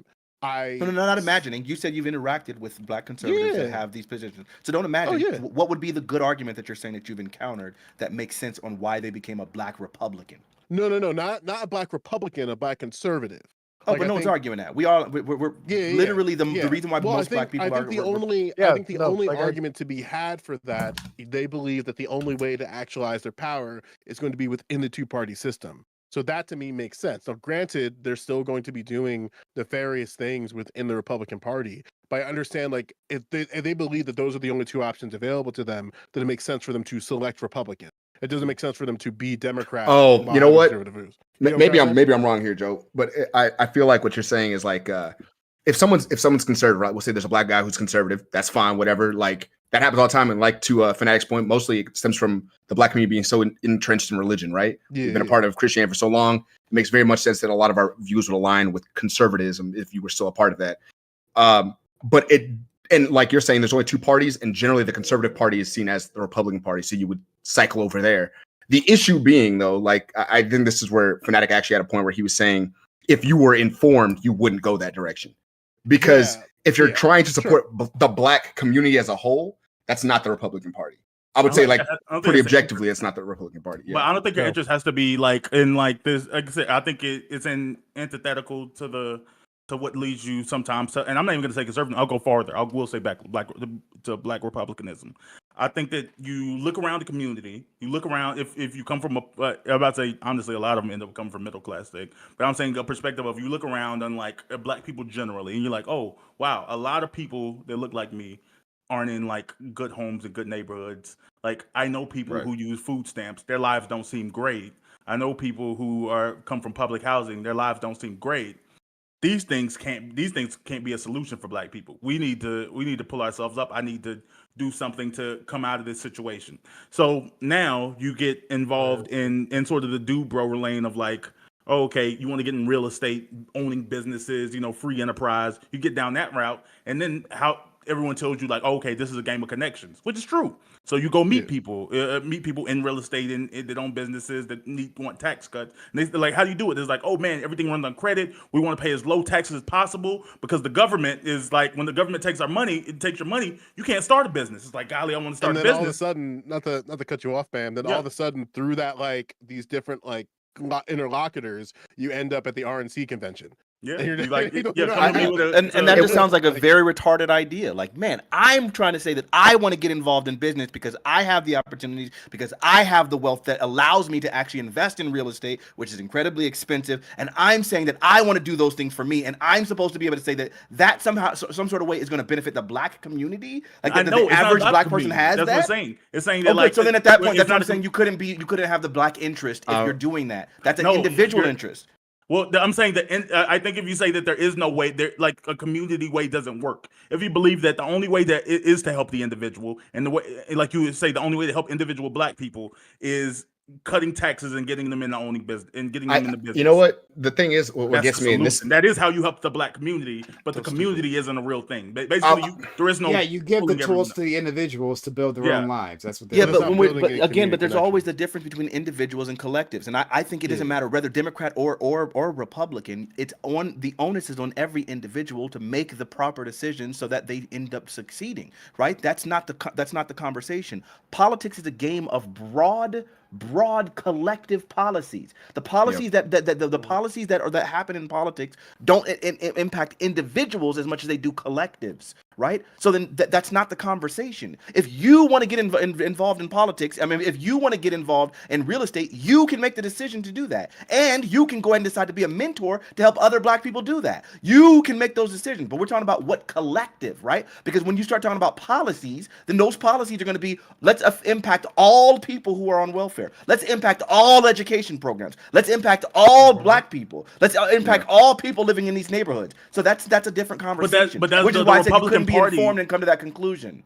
But the Republican Party doesn't want to impact all people. The Republican but they do. Party. What do you? I'm not having that conversation. I'm sorry. You're right. Go ahead. You can finish. Cool. Go ahead. The Republican Party's interest is when the Republican Party gets power, their ideal of doing the most good is getting out of the way so the strong individuals can rise. Like they're like, oh, how what are you gonna do for poor people? Well, I'm gonna cut your taxes. I'm gonna cut regulations. Make it or not. Like that's the thing. Like I'm making it easy. I'm gonna we're lowering energy costs, but they don't do anything, and they don't directly interact with the collective. They're not putting their hand on the scale. They're just saying, get out. We're getting backing out of the way so the cream can rise to the crop. That's their argument. Like Republicans don't have an interest in like collective, pulling people up policies. It's you pull yourself up, but just the government's not gonna like harbor you in that process. The government's not gonna hold you back in that process. So as I said, there are no good arguments. I was waiting to hear one. Joe Louis, you didn't give one yet, and Bam clearly is not giving one. So so there aren't any good arguments, which is why I was making the statement that you can't be no good informed, logical right? arguments. It is logical. No, it's You're not. It's good. You don't okay. have- It's, I'm I not know a Republican. to how your No, brain but works, the logic It's just clearly wouldn't make sense. logical. What So do you mean sure, it's not it's logical? not. It was very illogical. So my What? point being that there is no actual way. So that's why I said that from the very Sure. beginning. There's no actual 1 logical, + 2 = intelligent 3. way that a person becomes informed and still sides with the Republican Party. It doesn't Right, but then- exist. But then, What- like, to, Oh, to, go No, that's to, just those to throw crazy it out human there, I know beings we're you can't talking about Republicans. Then why? So what's the argument to say that the Democratic Party is the answer then? Like, Is When there have I at ever said least- that? No, Joe, I'm just saying, you know like, where I if- stand. yeah, So- I know exactly where you stand on this. But I think that's the problem, where I think that Black conservatives, from us as observers, expose the problem with the two-party system. Because when you look at the Republican Party, it makes absolute sense. Like, yeah, you definitely should not go over there. But then the Democratic Party presents itself in such a way where they are actually the answer. And then when the rubber hits the road, they kind of aren't. They never are. Never yeah. are. Never have Yeah. been. So then why do I need to be Republican in order to prove that? No, I'm not saying you need to be Republican to prove that. I guess the question I ask is, like, what do Black people do in those situations? Like, what, like, You already if you're know what I looking- advocate for. But again, this has nothing to do with being a Black Republican. Sure. But I'm saying, like, if you want to, let's say you're a Black person, let's say Black conservative broadly. You're a Black conservative, you're looking to actualize change in your community, and you're like, I'm tired of this, I want to run for office. I want to run to try to, like, get conditions and assets to, you know what I'm saying? So you want to get into politics. And you look at the major parties, and you look at the Democratic Party and the Republican Party. Why, like, Mm-hmm. I Oh, really guess- simple. Oh, I got you. So you know what I'm trying to get at? Yeah, of course. And so it's a really simple question. I think it answers itself. If your goal is to try to get resources towards the American African community, and you know that the Republicans' entire platform is completely antagonistic towards that, right? Like the idea of trying to get more resources to communities and things like that funded by the government, because it would be obviously state programs and federal programs. You and I both know that the Republican Party is completely opposed to that. That's anathema to them. So then that means that the only party that I could actually side with would be the Democrat Party. Now, I would say, obviously, that, yeah, I recognize that largely the party doesn't actually have our best interest, especially at the federal level. But I would say that at the state level, we do see that at the state and local level, that they are a little bit more progressive, right? Because the idea of getting these finances to community would always be progressive in nature. And obviously, even though I think that even our Democrat Party is not particularly progressive, they are significantly more progressive than the Republican Party. So if my goal is to be progressive, I can't possibly be Republican. Yet again, there's no logical reason why any well-meaning, informed American African could be a Republican. The only option is Democrat, and I don't think that's a realistic option either. I think the realistic thing that what we should be doing is we should be abstaining, and I think what abstention does is shows the party that you cannot count on our vote. You can't get our vote for free. As it stands now, they understand that the very most strong, highly concentrated voting bloc within the country is Black women and Black people as a whole, American Africans. So if you know this, then why are you going to do for us when you already know that our vote is guaranteed? You can take our vote for granted, and it's well-founded to do so. Why buy the cow when the milk is free? So with my thought process is abstention, which then of course lets them recognize, if we do not actually do something for them, then we will lose, and then at this point now, then they'll actually start fighting for us. That's my thought process. But there is no way in hell I'd ever recommend any informed, intelligent American African to go towards the Republican Party. I cannot be living in a future where I have to tell my children or my grandchildren that I sided with Donald Trump. I won't have that on me. I'm an intelligent and informed and thought-based person, and I couldn't possibly justify to an intelligent young grandchild or son that's asking me, how did you, with all of that knowledge and all of your information and all of your intelligence, decide to side with that nigga? Not in a million years. It won't be my story. So one second, So hold on, that one second, creates- hold on. Josh, you were trying to get in. Did you have something Yeah. you want to say? Bro, there's no way I remember where I was trying to get in at this point, bro. That shit, Okay. that shit is gone. Prime, real talk. I kind of curious what you think, because that creates a very interesting conundrum. Because in a lot of ways, like, we've seen what the Democratic Party does to people not fully in line with their agenda. And like, I hear Fanatic talk, and I kind of agree that at the local level, I'm talking like county commissioner, school board, council, you might be less immune. You might be more resistant to mainstream Democratic Party fuckery. But then the minute you want to sort of crack beyond that, if you are a black conservative living amongst them, I don't know how to describe it, like living amongst the Democratic establishment, and you're looking to find your way up, that's going to be some type of agitation somewhere, unless you stay like locally.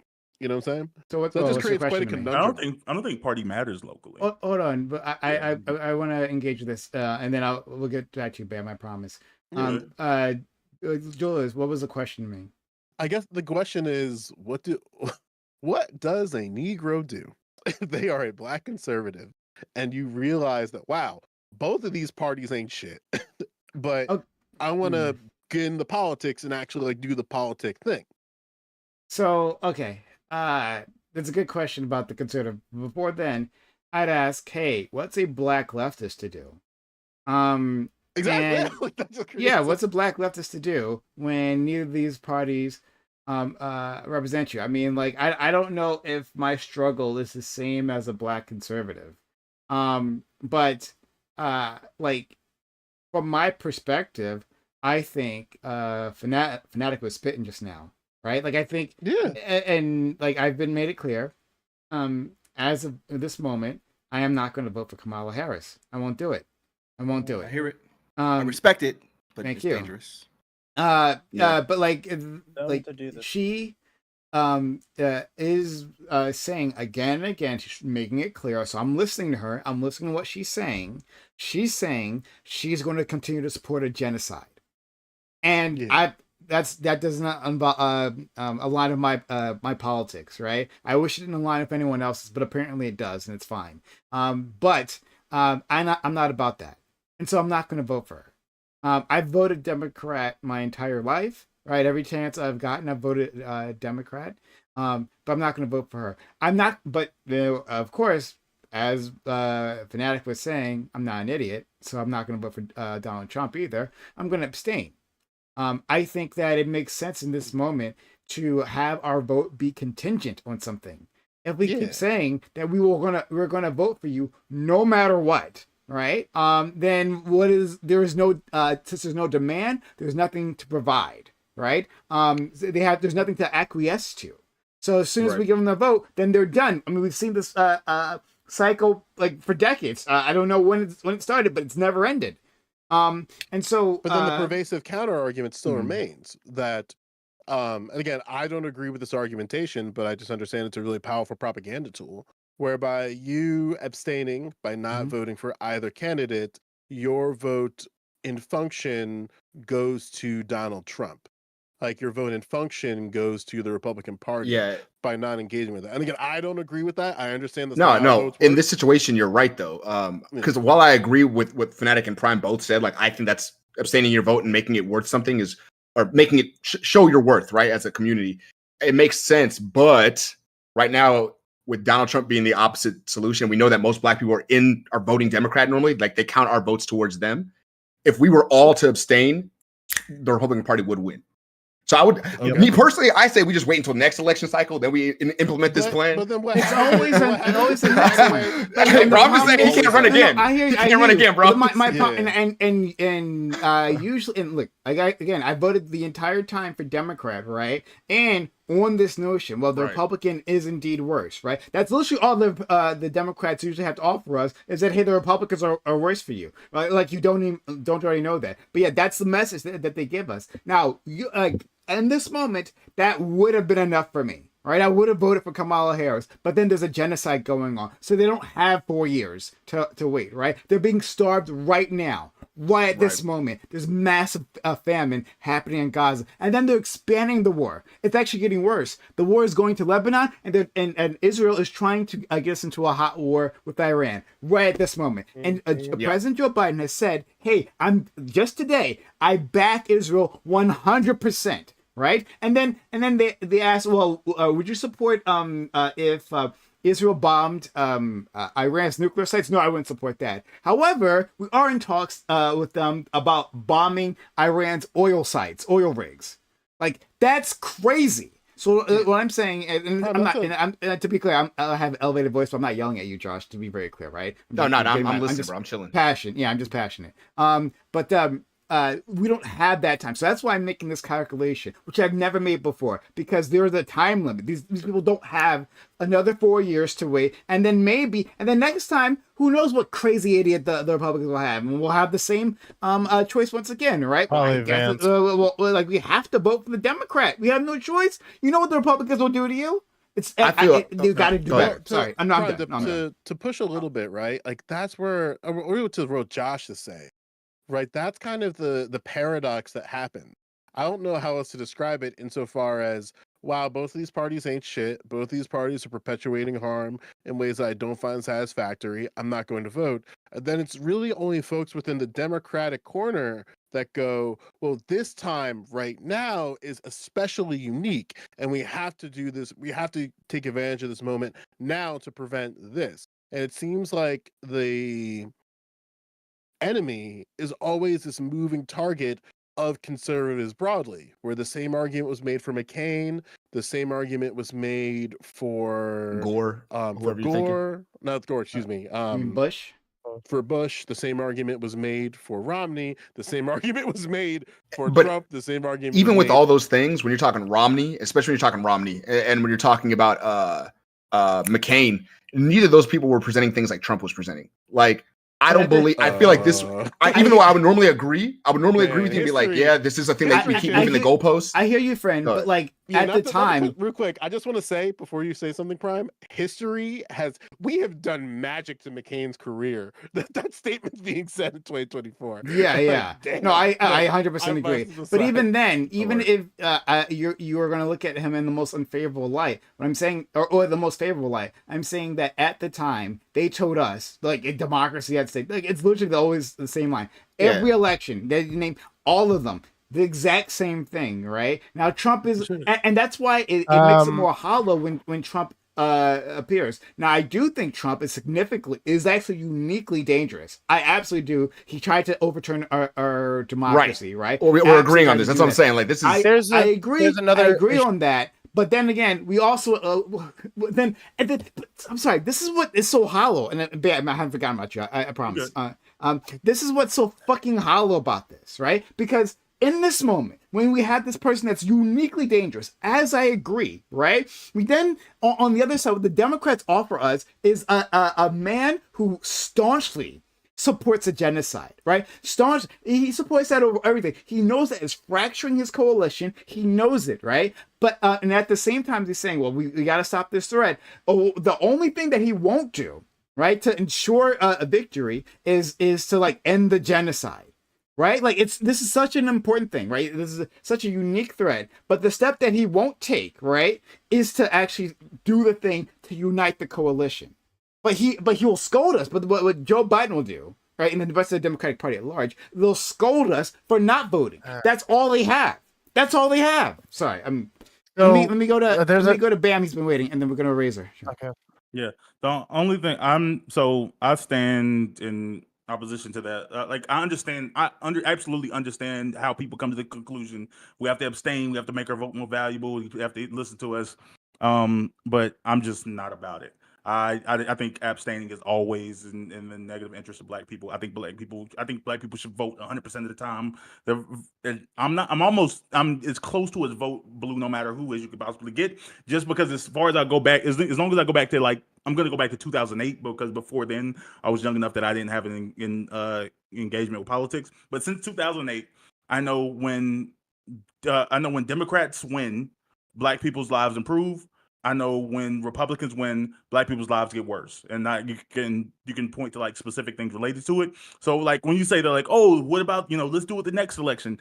Like I'm like, no, let's not do it the next election. I think Democrats need to win the next 10 elections in a row, and then we can. And then if Black people haven't made any progress whatsoever, then we can come back and play this game. But whenever we do this flip flop thing, whereas like a Democrat gets 4 to 8 years, and then we have a Republican that sets things back, and then the Democrat gets back in. Then the first 4 years they have to spend like fixing what Fixing shit. Yeah. fixing what the Republican did. And then the second term they get a lame duck. They become a lame duck because they end up losing the House or the Senate and can't pass legislation. I just don't feel like that's like it's one of the few downsides of our democracy that only allows for like 4 to 8 year term limits. Like you really don't we don't have the consistent leadership for like 20, 30 years that other countries have, like from the leader that actually gets to make dramatic changes. We just make 2 steps here, 1 step here, and it's like slower, but maybe it should be slower. Like I said, I'm an institutionalist.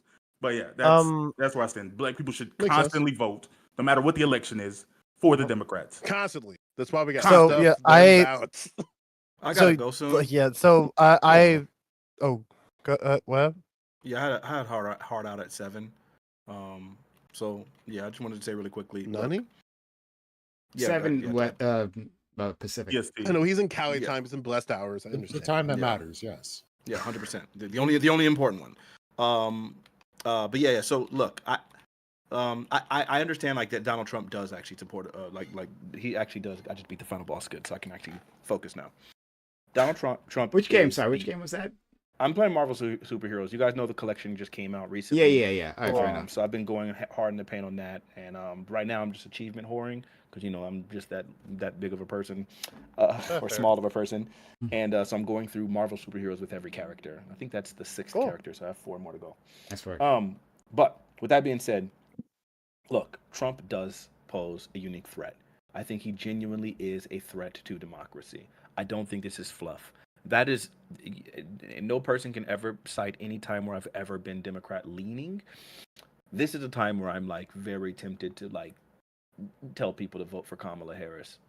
As much as I despise her with my soul, I despise her. Like I'm okay with that. y'all know that. Y'all know how much I despise her. But Donald Trump is a very unique threat. I am genuinely scared. I think the idea, though, of waiting 10 years, we don't have 10 years. Black wealth was projected to hit hit $0 by 2053, and those projections came prior to COVID. We understand that COVID was more devastating for American Africans than it was for everyone else. So that means it's probably going to be a lot sooner than 2053 that black wealth hits 0, American African wealth hits 0. I'm trying to fix my speech. I think it's archaic to refer to us by a color, but we don't refer to anybody else as a color besides whatever. So with that being said, the idea of voting blue no matter who is obviously just disgusting. We all recognize that the Democrat Party has been practicing benign neglect for God knows how many years. We see what voting blue no matter who has gotten us, where the wealth gap has continued to increase. And we have practiced vote blue no matter who for almost 5 decades. I'm sorry, yeah, almost 6 decades, right? So 5.5 decades we've been doing that, right? And it hasn't yielded us any benefits. Instead, what we can point to as the single most devastating piece of legislation that has come during this last 60 years for our community specifically came from Democrats. You guys already know I'm referring to Biden's crime bill. So if that came from Democrats, the single most devastating piece of legislation ever, and you can't show me any pieces of legislation to counter that, so then obviously for me, vote blue no matter who just shows either a lack of information or a disrespect for the interests of us. Right? It can only be those two.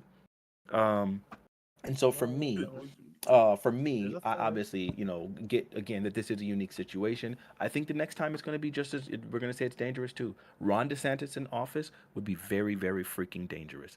That dude would actually be probably more competent than Trump. It's scary. So I feel like no matter what, we're going to run into those situations. I care for the Palestine situation, but after the way a lot of them Palestine folks was treating black folks or American Africans for not towing their line and putting their interest above ours and restricting our agency as if we don't have our own like intentions and stuff like that, it like really kind of soured my willingness to personally advocate for it. But anyone who knows, I'm a practicing Christian, so I'm going to value their struggle, and I understand how awful what's happening to them is. I'm gonna head on out. Listen, everyone knows I'm a musician. I dropped an album about a little less than a month ago. It's pretty fire. Y'all can look it up. I'm not gonna link it because I'm lazy. Summerscapes. It's on SoundCloud and it's on my Bandcamp, which is at Mr. Fanatic. I've been doing shows. Lethe actually came to one of my shows and I missed him, bro. I'm sorry I didn't see you. I did Dude, have it was blinders on. Great solo. Thank you. I had a bunch of family there, so I probably didn't see. And I walked right past him to go say hello to my family who came to visit and all that, and see me perform. We'll still be performing. We're headlining Taste of Soul, which is like the biggest event in Los Angeles. I mean, in California, I believe, which is on October 19th. Y'all can come out there and support American African businesses. There's going to be American African food, and the band that I'm a part of, Dirty Rice, will be headlining that event October 19th. Y'all, please come check that out. I'm a very opinionated, conservative, progressive. I'm willing to talk to almost anybody until they display that they're retarded, and then at that point, then I really, really become very parse with my interactions. But if you're not retarded, you can always reach out to me on Discord or on Twitch or YouTube, and you can, have some conversations with me. All right, I love you guys. You hear that, Josh? If you're not retarded, you can hang out with them. Just keep that in mind, all right? You can, Josh, but 'cause you haven't displayed overt retardation yet. Bam knows where he stands, though. Okay. Love you, boy. Keep guard your life. Okay. Love Yeah, y'all, go on, my boys, dude. too. Love y'all too. Yeah. Peace, Um, fanatic. okay. Let's let our Okay, friend so- Razor get in. Yeah. Yeah. So yeah, Fnatic ended up adding into that last little bit there. Part of what I wanted to bring up. Yes, with Trump, it's strangely a unique danger. Especially to all of America, especially to Palestine, even more so than Biden, who's a fucking terrible, ideological Zionist. Kamala, I don't believe she is a ideological Zionist. I think she's just towing the line because she's the VP. Unfortunately, it's a pragmatic Zionism, which is stupid, but still a thing. But yeah, I am on Bam's side with the whole vote blue no matter who for this election, especially down ballot blue, because I do see the Republicans as they currently are a modern day Nazi party who will do everything in their power to have all of us here in our seats either jailed or killed. That's how sorry, bad hold I on. feel they are. Razor, let me ask you something, right? Yes. Which party right now is sending money? Which one is leading the charge on funding a genocide? You said there are not. I just said I Which one? just Hold on. agreed with you already that Biden is Yeah, I know. ideological I get you. Zionist. I get you. And but I already I'm know I get both you. I'm of them asking are. you a question. Both of them are. No. Who? Both of them are. Both of them are. Right? Yes, the Well, who's in Republicans. charge? The Republicans who's- are also very much in Sure. favor of sending the money. Sure, but who is in charge of the government? French. Technically, the head is Biden, which I already agreed. Okay. Mm-hmm. So And when it comes to Congress and Senate, they're damn near 50-50. So we're saying that Democrats, it's just it's interesting to use the phrase Nazi party, right? Yes. Because you're talking about the danger to minorities here, and Every minority, not just Palestinians, literally all of them. I understand. Don't need to explain that to me about Republicans. I assure you, right? Been doing this a long time. I got it. I'm saying it's interesting to use that phrase about the Nazi party, when we have Democrats voting for genocide, voting to support a genocide. I thought It's it was like- to end the war. They don't. What is So what is it? So you're saying vote blue, no matter who, no matter what, right? And this we election, yes. can't have them, right? Even when it they won't even follow the law. The law's in the books now. Laws in the books to condition aid to Israel. We can't get them to even slow down a genocide. At what if that's the case, right? And we have this history, this decades of history of them not actually attending to our priorities, right? At what point do you think any of that is going to change? What changes this equation here with the Democrats? Let's ignore the Republicans for a second. Let's talk about the Democrats. What changes that equation? Primarying the fuck out of them, which you have better chance of doing while they're in charge. You have at least of the federal government. You can definitely primary a lot of Democrats with more progressive candidates. That's definitely You don't have that's a part better of it. chance to do that with like primaries are separate from the general election. So that's I know. I'm saying you have to Yeah. primary out people and then get the general election and then win the so it general doesn't matter election. if they're but there's no doesn't matter if they're in charge or not. When you're primarying them, that's separate from the general election. Matters. It does matter. And Why? Why would that matter? Because Because- if they're about to say if you have a No, not you. No, oh, not you, you. oh, you didn't want to answer. You, No, you I just- want to I can answer answer. from Razor, the Yeah, let person me I'm answer. talking I'll to. answer. What is the prize? Well, Razor, please. No, he probably was going to say the exact same thing I was about to say. Primarying is you're able to usurp some of the old guard who think they have safe seats. Some of those old guards who are putting in these votes for the aid to Israel. Like they could end up getting voted out in a primary with someone more progressive who still has everything It else. would literally be easier. It would literally be easier to win in a primary if a Republican, like let's say between a progressive, right, or a leftist and a standard issue Democrat, right? It would be easier to do that if a Republican was currently in that office, because then we don't have an incumbent, right? So if the primary Democrat, if the liberal, right, the standard liberal is the incumbent, then they have an advantage over everyone in the race. Correct? Incumbency does that, right? True, incumbency does do that, but it's not like it hasn't been done before. Of AOC course, I'm obviously saying, is one of the but top you're people. saying, but no, the statement you said previously was that'd be easier if they were in Mhm. charge, right? I'm like examining that statement. Mhm. So it would be easier if we with the Democrats being in charge, because at least we to have to knock over primary a bunch of them. incumbents. Yes, in order to make it easier for us to get actual progressive things in, because yes, there are like fucking corporatists. We have corporatists, not liberal. We have corporatists in the Democratic Party who, at this point, their aid to Israel is just like, oh, I'm getting money because of war.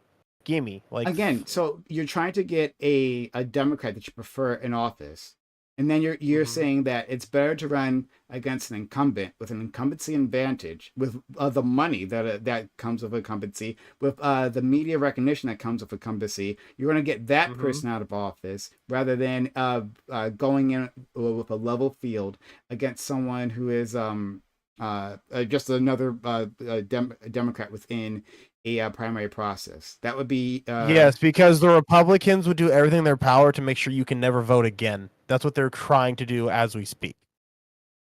So your argument is that At least the Democrats give us a chance to vote. even Republicans are trying to take it away. all right, if that's the best you got, that's As fine, we whatever. speak. We can move past that. All right, so Fine. we'll go to I got a- Waterkai and then I got a Bam. question. Okay. So Josh the can U.S. support me. House tried to pass a Republican Israel-only aid bill when they had an issue with the Ukrainian aid. So it was literally 226 to 196, with 194 Democrats objecting. Same thing goes. Biden doesn't want to support a strike on Iran nuclear sites, and then go into the idea that Bibi Netanyahu personally said that Trump's White House is the best friend Israel's ever had. So if you had to choose a lesser of two evils in this case to even come close to getting something you want, wouldn't it be the Democrat Party? No, there is no lesser. I don't think there's a lesser of two evils here. Like the Democrats are saying, without a doubt, we will not break with Israel. We are whatever they want. Israel must defend itself, right? And by defend itself, it means attack 3 sovereign nations, right? Like bombings in 3 other sovereign nations, starting actively trying to start a war with at least 2 of them right at this second, and putting American troops in danger. Even if all that, we will back Israel nonstop. So if that's my priority, right? Like, now, obviously, other people here don't necessarily care. As I But, already like, stated. Hold on, like I already Razor, am I stated- talking to you? I don't know why you're interrupting me. I'm not talking to you. I'm talking to Waterkai. obviously not everyone here cares about that, and that's fine, right? But I'm saying that my priority, right? My priority is to end the war in Gaza. So the only thing that I can do in this moment is to provide a level of pressure, saying that my vote is contingent on something. It's contingent on a change in policy in this particular area. So yeah. And then, like, if Trump is in office, he will also be in lockstep. Like, what in this moment, what could Israel do that the Democrats wouldn't acquiesce to, right? Well, that's what I was saying. They don't want them to bomb Iranian nuclear sites. Like, there are things. But where if they, I've heard but what if, Biden but what if say, they did? What if they did? I don't believe they would do shit about it. No, yeah, exactly, exactly, right. I'm not going to argue with you on that. I Yeah, don't believe they would do shit wouldn't do a about it. fucking thing. So there is no difference. That difference is imaginary at this point. If they I might have jumped in. if Oh, they go ahead. said they wanted to take over southern Lebanon, right? We're annexing it tomorrow. That's what's happening. Would Biden say no? Of course not. Why would he? Right. So, I- but if Waterkai has anything else to say, then we'll go to No, to that about Josh. and we'll covers go- it. Okay, Mitch, I think Josh, and Bam. Bam wanted to say something, right? Am I He tripping? said you You could go go first. before You go him. first.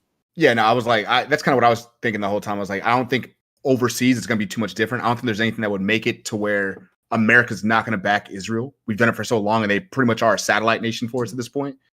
So it's like it's some one of those things you're just going to have to take for what it is. But I feel like here on our soil, I feel like when it comes to, like, the reason I'm so when I had to push back against Fanatic about voting this time around is specifically because Trump, in my eyes, definitely did a kind of incite an attack on the capital of the U.S., which is kind of nuts. It was He like, definitely did. Yeah. 100%. okay, just make sure we're on the same page. Yeah, I we didn't want are. to be that dude. I No, we didn't are. want to start No, saying shit. We're but all on the same page. Yeah. that's a little different than some dude who has a couple policies, which happens every year since I've been alive. People like George Bush was around. He started a war. But I mean, America kind of always, they have generals and shit that always have an overall opinion on those things and kind of incite those realistically.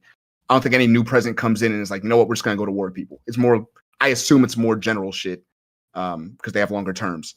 But anyway, I'm going on a tangent. I do believe that as far as like voting right now, I think it's pretty important. After this, if we want to make it known that we're not voting for y'all again until something changes, maybe better education for our public schools, maybe better pay for our teachers in general, then I'd be 100% down for it. Yeah. That's kinda where I'm at. There is this Republican, God, and maybe someone here can help me out with his name. Maybe Joe Lewis or Bam, if someone can remember. There's this Republican. He used to be a Marine. He's tall, lanky. Oh, sorry, The eye patch dude, or bypass what? I was Eye on patch. the eye patch, or No, not the eye patch. No, not. I don't think he's in Congress anymore. But he's a tall, lanky guy, dark hair, and I'm blanking on his name right now. He was in Congress Yeah, he's in Congress. or was? No, I believe he still is. I'm almost Someone said Den Crenshaw. not Dan Crash. Dan Crashaw's the eye That's patch the guy. eye patch guy. Oh. It's the another guy. Fuck, I can't remember his name, but he was Describe what he got in trouble for. I Not mean, bad. this guy, he said the most off the wall. Like, this dude is, I think, more of a fascist than Trump is, right? And more direct about it. I just can't remember his name. Sorry. In any case, it doesn't matter. So just the person that I'm describing, right? Let's just say a more competent and more outwardly fascist Republican gets elected. Let me see if anyone in the chat got that. No one in chat got it. But if that person is is a Republican Party nominee next time, right? A more directly fascistic individual, right? What would you say then? Right? He's even more of a fascist, and he appeals to MAGA, right? And so he's like captured that audience, and so he's likely to win as well. So then, do we put off the experiment again? I wonder. If you're asking me, it's interesting. Like, I really wonder if once Trump's gone, like the MAGA shit slows down, or if they try to find someone to carry that torch. And that is a really good point I've never actually thought about. I Ooh. think Because it's MAGA is so their- extreme. But I feel like it's like the Patriots, right? It's like almost them being good is almost like contingent on them having Tom Brady. I feel like with Trump gone, I don't know if people are going to back it up like that. No, I don't They're believe not. it will work. It's There's a been- brand. Tom Cotton, that's his name. Senator Tom Tom Oh Cotton. yeah, Tom Yeah. Cotton. Yeah, that's course what I his was last thinking name. of. He can still run. Yeah, like Tom course that Cotton, was he's like directly, he's like hitting. Yeah, I'm like fascist. I'm like, I'll take away your fucking right to vote. This guy, like, I look into his quotes. He's a bad dude, right? Damn, I think it's but- 6'5". That's crazy. No, that's Yeah, dude's that's crazy actually tall. where I'm. You know what? I That's just ends thought. up Oh, go ahead. Go ahead. that ends up being where my point came in about the fact that at least the Democrats let us vote. We have a chance of primarying them and removing them and taking the party over in the legal way that we have been doing, that we've done, that we are supposed to be doing every 2 years, every 2 to 4 years of voting them out. We have a chance to actually do that with Democrats. With Republicans like Tom Cotton, like Donald Trump, like JD Vance, like all the fucks from the Heritage Foundation who can suck a fat dick with Project 2025. They can all piss off. They don't want us voting ever again. That, at least with Democrats, we have a chance to vote and vote them out if we want to get them gone. There's more. You know what? going on- I think Sorry, go ahead, an sorry. easier. Josh. Sorry, Josh, go for it. Yeah, I want to say I like that Prom brought this shit up because I had not thought about that. But now I'm thinking about it a little bit. I don't think the Republicans want another Trump. His approval rating was pretty abysmal before the election got close. Now that they're on the line, I think a lot of them are siding just so they win type shit. But I don't believe that I don't think they're gonna go for Tom Cotton. A lot of those conservative Republicans are not MAGA Republicans. A lot of them are just more going for the party because they know they can get things passed if they do it their way, right? But a lot of them don't. His approval rating was bad before. Yeah, the Republican Party is a very month or two split ago. right now. Yeah, He up until we got hijacked the closer. party. to I mean, this. it's a reason why the Republicans are in complete disarray. It's a reason they lost the House. They like the Speaker of the House seat. That's never happened in the history of the And United States. And just to summarize my point, and because of that, I don't believe it'll get to this point where we have Tom Cotton running for president. He's actually they put him forward. I think we're okay.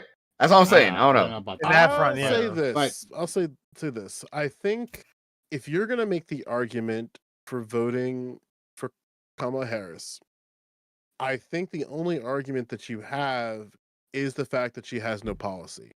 She is policy empty. She's not going to be able to articulate her policy. She's never going to be in the position to articulate her Has she- policy. So I think because she knows that truth, and the evidence isn't every time she speaks, that there might be the possibility of progressives ending up within her campaign to have to do the policy work for her. You're not going to have Joe I don't know Biden. how you can say she doesn't have policy when that's all she's been talking No, about. no, in the let him few cook, let him rallies. cook. I know what Joe's trying to say. Yeah, think about What it you this mean, way. Joe? If I'm a leftist and I care about housing, I'm trying to be the Secretary of HUD right the fuck now. I'm trying Mhm. in every possibility to position my path so that I'm behind that part of her silly mixed politics. race lady when she's looking for appointment. Because and all you have to do is just play the Democratic Party card. But when it comes to your particularness, you can make your particularness left enough in that area that you can dodge a lot of the Democratic criticism. So I think it's possible that because Kamala Harris is in no business in articulating what her policies mean, and as a president, she's not going to have to do that. She can offset that work to other people. I think then you can make the argument that, hey, I think Kamala Harris is going to be in the best position to position people who have particular specialties in an area to be within her cabinet. It's not the best argument in the world because you can make the same one for Republicans, especially considering I don't believe that the MAGA movement has a future. I don't think that, which is why I think Project 2025 is basically Democrats putting a boot on their face. I think a better argument there to be had to speak to that aspect of it is you need people like Tom Cotton to be within Project 2025. I think the most dangerous thing that you can do is separate him from that, because you got to recognize that there's almost 5,000 positions, I think over 5,000 positions that the president is responsible for staffing. He's not going to do all 5,000 plus of those positions. He's going to need particular people to be in those positions. And you can, if you are in Kamala Harris's situation, you could be one of those 5,000 and probably actualize some change. Especially considering I don't think she's going to be directly responsible for all 5,000. She'll get the credit for that, but there's going to be people underneath that that might not even be truly liberal or truly progressive. I think that's the best argument you can make. And I agree with in you terms on of voting that, trend. Chad. I agree with We you got on to that let on many Bam in. levels. We got Bam's waiting. Yeah. So I was about to say I'll respond to you and then I'll make my own separate point. I even when I understand what you meant when you said that, Joe. It wasn't that like the platform hasn't released policies. It's that she's not emotionally or She's not like ideological. yeah, she's not ideologically attached to Yeah. any of these policies. Like the one something that Vivek Ramaswamy goes around saying, and it's like it's actually true. Is he says like he says that like okay, we're not fighting a person. Like the Republican Party is not fighting a person. They're fighting a system. They're fighting a machine. They're going against the entire Democratic Party. The Democratic Party decided to remove Joe, and they like placed Kamala Harris as a new figurehead. And I was excited because I thought we were getting 2019 Kamala Harris. This is not the same woman that was ran in the primaries of 2019. This is a second administration of the Joe Biden presidency. The only difference is I like Joe Biden presidency. I think Joe Biden deserved the second presidency. I actually thought like speeches or whatever you want to talk about be damned. Right. I think that he was good at being president. I think that the way that we've seen aid be flowed out during this hurricane crisis, I think Joe Corresponds to Biden Israel stuff, but yeah. is excellent at that. I'm just not going to deal with that. But so I understand what you're saying there, that like someone can get in position and into a position that's significantly important, and she's not going to have any ideological qualms with them, even if they're progressive, because that's just not what her interest in. She's just wants to be president. What I wanted to disagree with Prime on is I think that in practice, in what we actually see happening in real life and in theory, if you actually want progressive people to take office, you do want to have a current Democratic incumbent. You want Democrats, long-term Democrats, small L liberals, whatever you want to be, to have some success and blew up a district. So it's plus 60, plus it's a 60 plus Democrat area versus like a 51-50 purple district that you're going to put like a hard progressive through. They like hard progressive campaigning through a very like through a Republican district, either a Republican incumbent district or a split 50-50 district, just hasn't seemed to have had any success in this country. If you wanted a progressive to win, they have to win in blue areas, and the way you get blue areas is by having incumbent Democrats exist in those areas. That those areas get a little bit bluer, and then people then come in to primary them. But but progressives don't win by fighting Republicans. The progressives win by fighting Democrats. Okay, I disagree. But I'm not going to spend the whole time on this. Go ahead. Sorry. Yeah, you can I think- respond though. I think a better argument to be had is you need, how do I say this nicely? You need shitty Democrats that don't have spine, but you need them to have a lack of spine in a particular way. Like, for instance, Andy Kim, who was my, for lack of a better term, he's my representative. Ugh. But something that was cool for him to see is that he got bullied by a progressive and a leftist Democrat to be on the side of reparations in a senator debate. So basically what happened was you had the DSA adjacent like sort of traditional Democrat progressive take a stance on reparations that she supports. And then the leftists took it another step farther. And then when it finally got to him, it was basically like, shit, I can't say no to nigga money. I guess I gotta say yes to nigga money. And I think that's an example, at least that I could see, is that you don't need Democrats to win, like all Democrats to win. You need to basically pick and choose who you're going to fight against. Where the argument that I see if I were voting for Andy Kim, which I'm not, I do see the argument that he is clearly malleable. This is a man who does not really stand for anything outside of being the J6 janitor. And I don't know if you remember that picture, but that was my representative who was up there cleaning up the January 6 floors, of like, oh, this house is so sacred, and I'm like, this bitch, like, just make the people who get paid the money to do it. And then it's like, he didn't sleep for 48 hours. I don't care. What? Anyway, that's neither here nor there. But I think that, like, yeah, if I'm looking like, hey, I need somebody who I can bully, I think Andy Kim is bullyable. But I'm not exactly sure how many bullyable Democrats are actually within the system who are within like the political system at the federal level. Like, AOC is not bullyable. She was supposed to be the bully, and now like she is the bully against the leftists. Like, it's like a weird, crazy No. heel turn that she created. I think that, like, if anything, we're gonna see a very weird point that AOC is gonna go after the squad in a way in the next 4 to 8 years that's gonna confuse the shit out of everybody.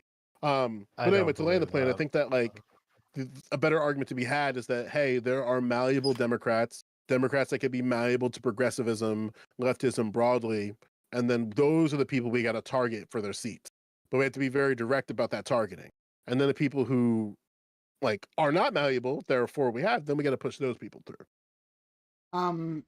Okay, so Yeah. Oh, so I guess I'll try to recenter this a little bit. Do Back we to college. No. Um, uh, Republicans, let's say specifically Trump, has been gaining ground on with minority voters, right? Now, still overwhelmingly, minority voters, especially black voters, will vote for the Democrats overwhelmingly, right? But he's on track to get, just like he did last time, get the most votes a Republican has ever gotten, with like black males, for instance, right? What are they seeing that's like attracting them to Trump?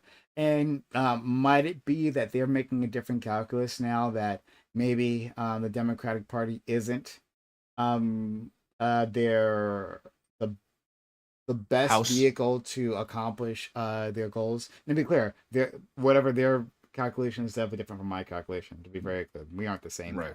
there. But yeah, what are your thoughts on that? I think it's just name recognition. I think that Trump has uniquely been in the limelight. Like, it's in the political limelight. Like, usually it works. You do 4 years and then you run for a re-election, and if you lose, you're done. But now Trump is going on. I mean, coming up on basically 12 years of. Well, I guess he's in his 8th year of like just constantly campaigning, and I think that it just becomes a game of like name recognition. Most black people aren't going to vote here, but like when you think of politics over the last decade, Donald Trump is just one of those names that continues to come up over and over again. Mhm. So some people are going to Name vote for the person that name comes up like that.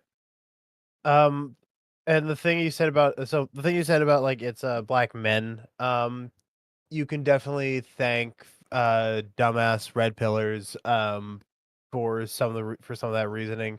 They, I don't know why, they see a strong man. They see the big strong, like he'll give us our power back because we're men. Like the really it ends up being really misogynistic black men who like Trump because he's big and strong. He'll give me back my big strong power. It's that way I can get all the black women I want because I'm a man, and he'll let me be a man again, kind of a thing. So I think that is a big part of why there are black men who like Trump at this point. I kind of agree. Maybe I'm delusional because of the space I'm in generally, the space I generally occupy. But it's like I definitely think that a lot of guys I've met currently, even the ones that are, it's like black guys who are doing all right for themselves, they will end up having these really warped views of red pill ideologies. And generally, all the people in those spaces, like the leaders of that space, whether you're talking about Tate, whether you're talking about whatever, they're all pretty conservative and pushed in that direction. So, I mean, I could see that being realistic. How much that actually affects the scales, I don't actually know. I have no numbers on that, but that makes sense to me to an extent, at least. You got things like Fresh and Fit and Tate, yeah, like they Fresh and Fit, yeah, that's one of the biggest podcasts, or was one of the biggest podcasts on YouTube for a while, so that was kind of crazy. Yeah, hold on. I don't know. There's a certain Democrats don't need black Hey, people. Prime, you're Like, muted. Can we just say that? Can we Uh, just be I'm honest with muted? ourselves? no. Oh, You're now, good. now we can he hear was you. low. He was Okay. low. No, I like, don't think can we you were just be honest about that for a second, right? Like, a vast majority of black people I'm talking to Respect in Prime's chat, which kind of like is charging me in a different direction. But Democrats don't need 100% of the black vote, and they never have and never will. And there's black people all across America who can vote however they want, and the outcome is absolutely irrelevant. I'll lay it to you this way, right? So there's like 18 states, maybe it might be 16 to 18 states, where Democrats have a 20-point lead on average over the Hmm. Republican nomination. 38 states in total where that 200-point on average median exists for Democrat and Republican. Those 38 states that black people are living amongst can vote however they want. They could absolutely, like, we can take 10%. Like, if all black people in the state of New Jersey voted for Donald Trump would still lose. If all of the black people in California voted for Donald Trump, Kamala Harris would probably still win. I'd have to look at a bit deeper in the numbers, but the numbers game in New Jersey is clear. Black people can abstain their entire vote, and Kamala Harris would still win that seat. It's What about, irrelevant. I mean, So, what- like, Oh, go ahead. My bad. because like and if we're trying to play the long term of a numbers game, the numbers in a lot of states are on black people's side for the argument of abstaining. Now, I'm not going to speak to the 12 or 14 that have to make a different calculus and how they exercise their vote. But at the end of the day, like, the black vote might be like people like is like a cherishable thing, and Democrats are really relying on that. But in reality, they're relying on that vote no different than they're relying on key votes in other areas. Like, they're relying on the black vote in those swing states. They're not relying on the black vote in all these other states, like in the 14 to 16 that I'm like, I could mention them directly, but like California, New Jersey, Massachusetts, New York, Oregon, Washington, like, they don't have to show up there. They also don't have to show up to black people in the states where they're politically irrelevant. And there's more politically irrelevant black people living in red states than there are politically relevant black people living in blue states. It's just kind of how it is. So, like, I think the long-term game is to show them that the vote, by and large, in all of these areas, is not secured. So I do agree with the idea of abstaining, but I agree with the idea of abstaining within states where the vote would go to that candidate anyway. So that's speaking to the red states that they're always going to go to Trump. That's speaking to the blue states that they're always going to go to a Democratic candidate. But then the problem is the arguments about, like, well, you're endangering your vote for these other people. That doesn't work for them, because Yeah. it's like Oh, the hold vote's on. still going. Yeah, I see where you're going, but I want to expand what you're saying, though. Sure. I see what you're saying. That, like, okay, on the presidential level, if you don't vote blue no matter who in a state that it doesn't matter, but they can see, okay, we're losing a large chunk of the black vote. That is a good way of scaring them into doing something changing, without actually having an impact. But, like, I don't know why we wouldn't go farther than that, because there are more elections than what happens on the presidential level, Absolutely. right? Yeah. And those levels below, oftentimes even more impactful for us as individuals in our communities. So why wouldn't we apply this to those areas All of it. as well? Yeah, I agree. Yeah.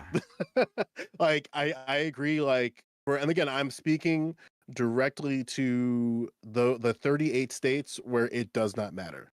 That's what I'm speaking to. There's more states where the black vote does not matter than states where it does. So for Yeah, that's why. those- For that reason alone, I'm like, I feel like don't even complicate it for people. You know what Yeah. I mean? I'm like, I don't want people going online and be like, I don't think my vote matters, and then all of a sudden, it's just Well, that's why the clarification is important, because there are states that are fragile.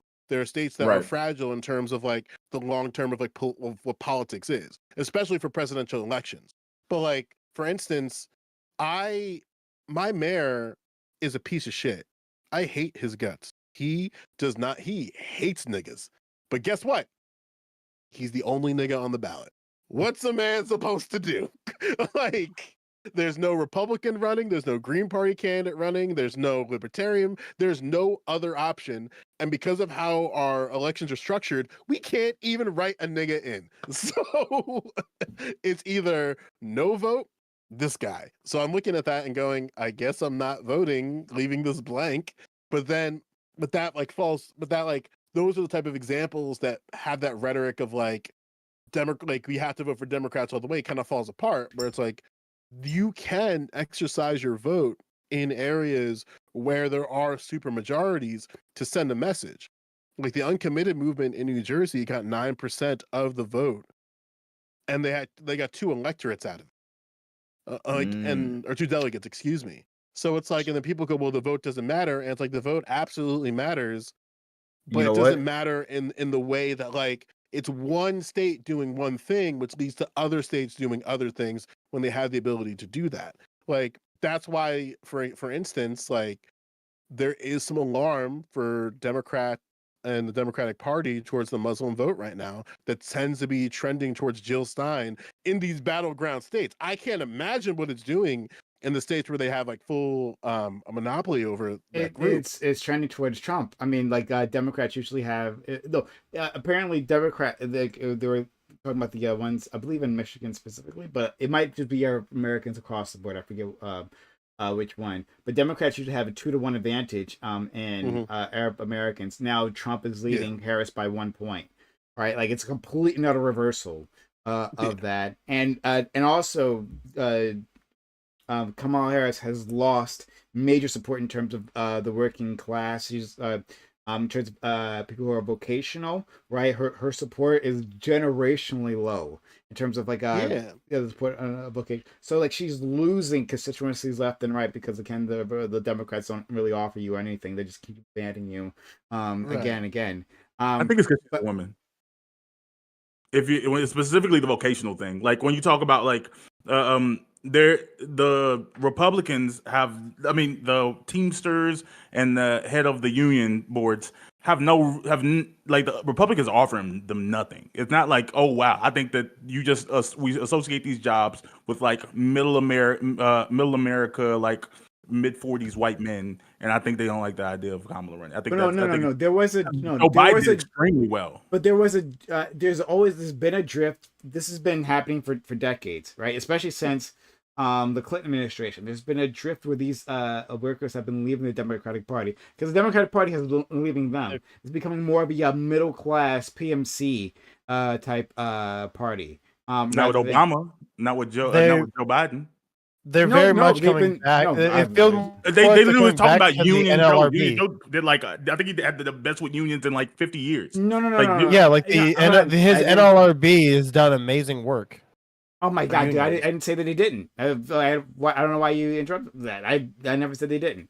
I'm saying that there's been a noticeable shift in demographics that fall within the working class, within more vocational areas.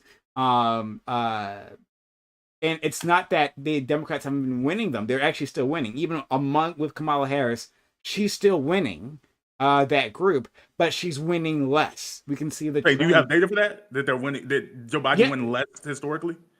I didn't say. Did I say Joe Biden? I said Kamala Harris. You said it was a just trend. said Kamala Harris. Yeah, but you said it was a trend. I said it's Kamala Harris because she's a woman. I'm saying I don't think there's a trend. I'm saying do you have data for that? It's been trending. I'd have to pull up. CNN literally just did a segment on this, but whatever. My point is that like the Democratic Party has been losing these individuals. And not that it's not also because she's a woman. I think that is a part of it as well, which is something I was going to previously comment on. But I don't know. It's not clear to me like how much that actually is playing into it. It could be a lot, but I don't know. And then again, I don't have data on that.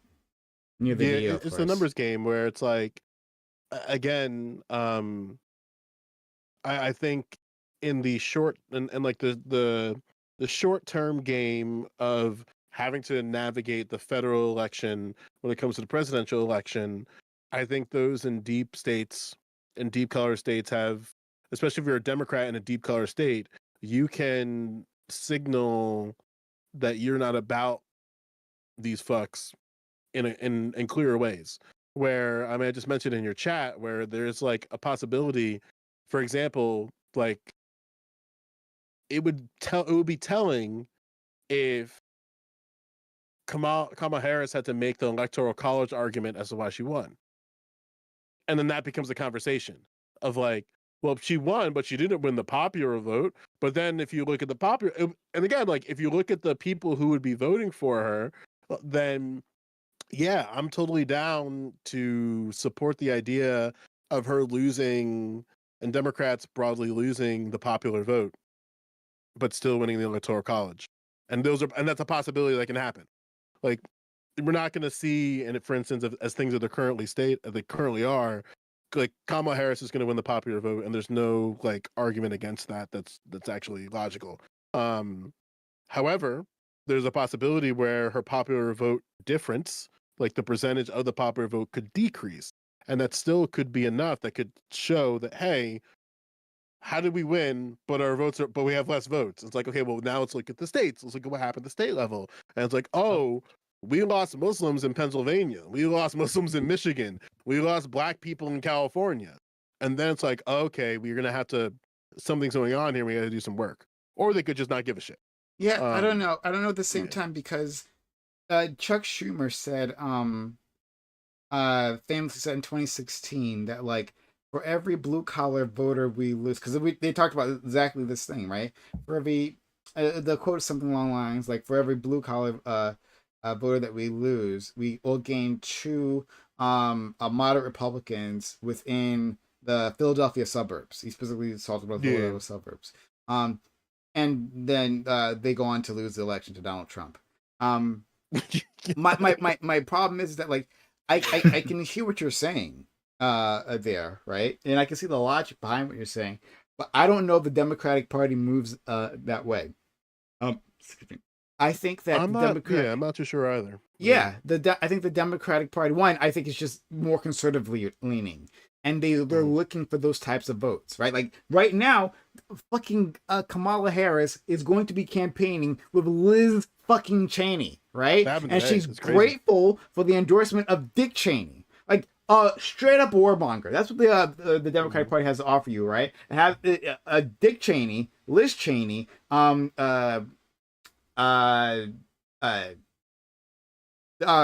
Biden himself, right?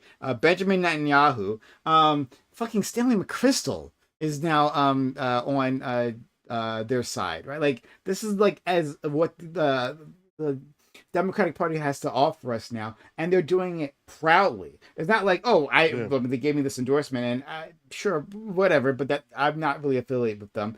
That's fair enough. No, Kamala Harris is gonna go on tour with Liz Cheney. This is like Yeah, I I think they're playing a long game with that. I think that like they've made they've seen this as an opportunity that the Republican Party is in such disarray, and that Donald Trump is like destroying themselves to a degree that they're taking this election as a chance to to basically bring in a big section of the country for like future election purposes. Like there's going to be some people that are going to vote for Kamala this time that are going back to Republicans. They never vote. Like as soon as Trump passed, they're going right back. There's a portion of that. But there's some people that are going to vote Democrat this time that are going to stay Democrat. They're going to be like, oh, okay, I voted this way. My team won for whatever reason, and they're going to stay with this way.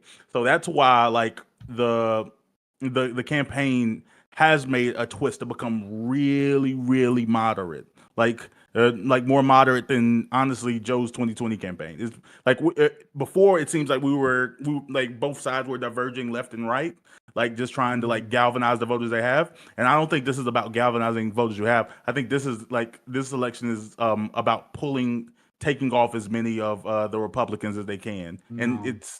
I don't know if it's going to Well, work, but they no. have taken a significant No, number. I think Yeah. it's the opposite in that, in terms of this election. I think it's an election where, like, it's a base election rather than a election where you have to convince individuals, especially considering people have already.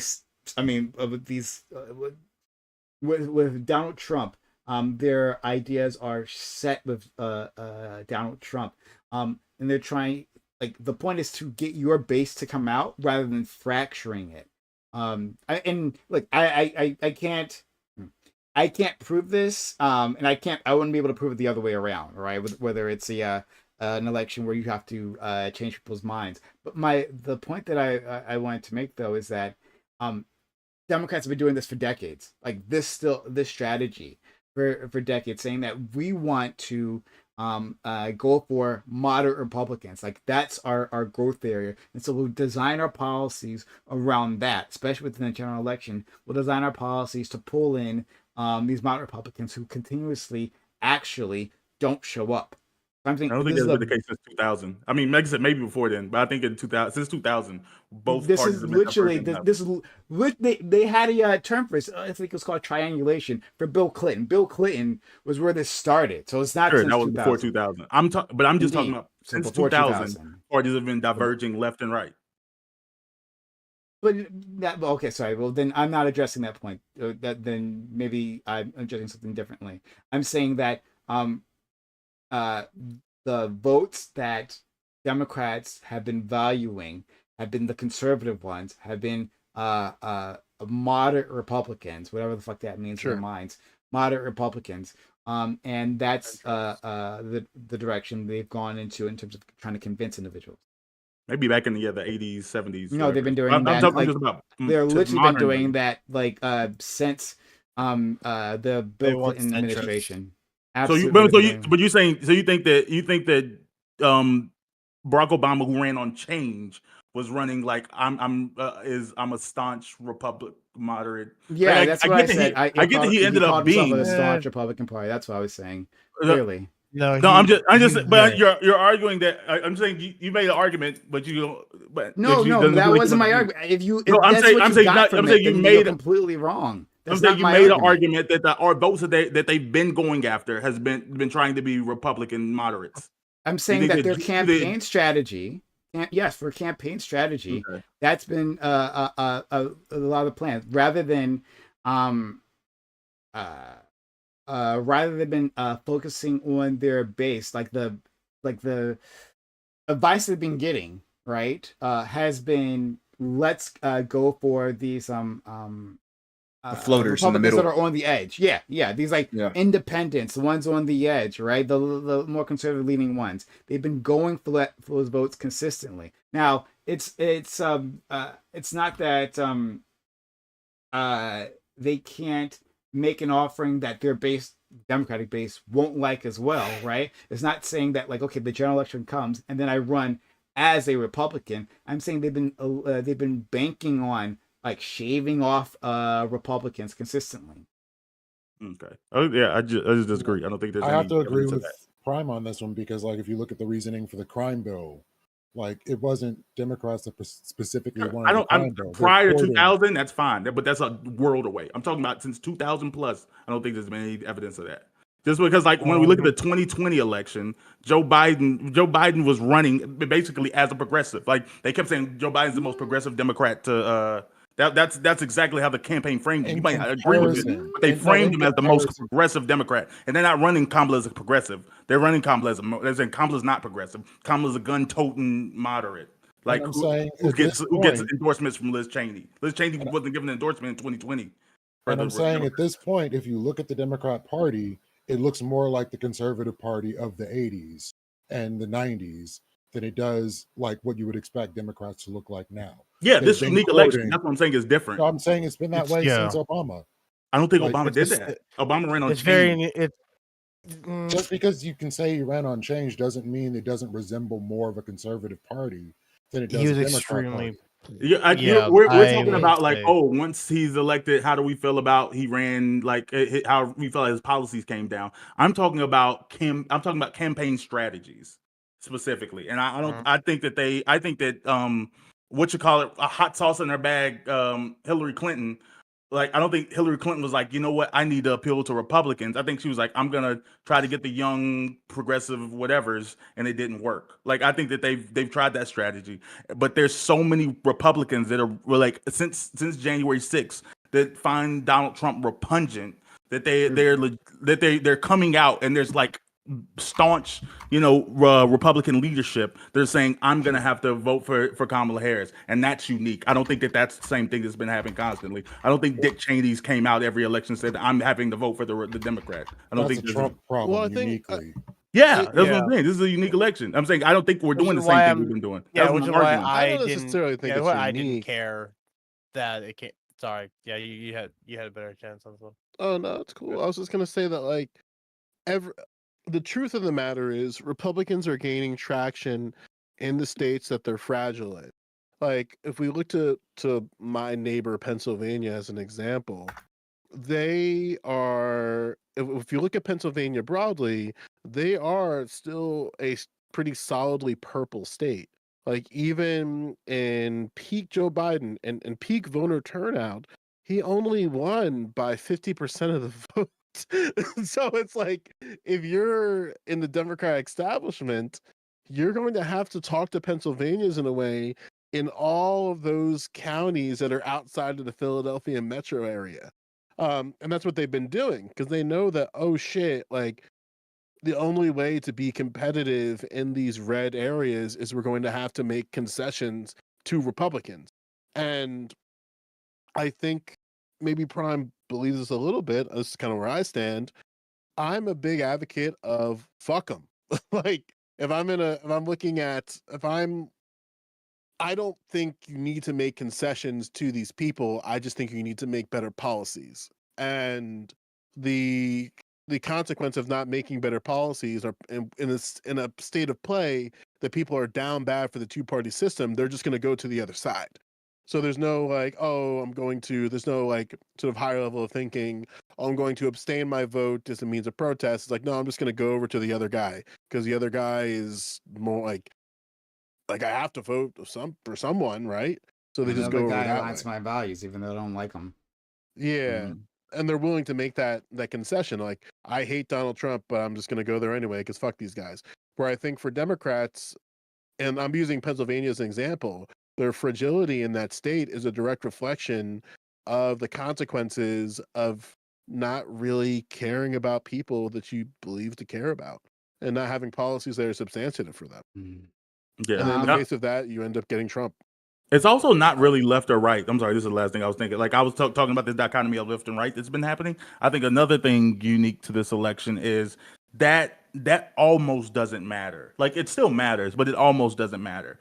I think the base is way more strongly split between establishment and anti-establishment, and the Republicans have become the party of the anti-establishment. So any of the like historically, like, because I was thinking like what is it a policy like, or is it a policy that made someone like Dick Cheney endorse Kamala Harris? I'm like, no, it doesn't have anything to do with policy. It's that the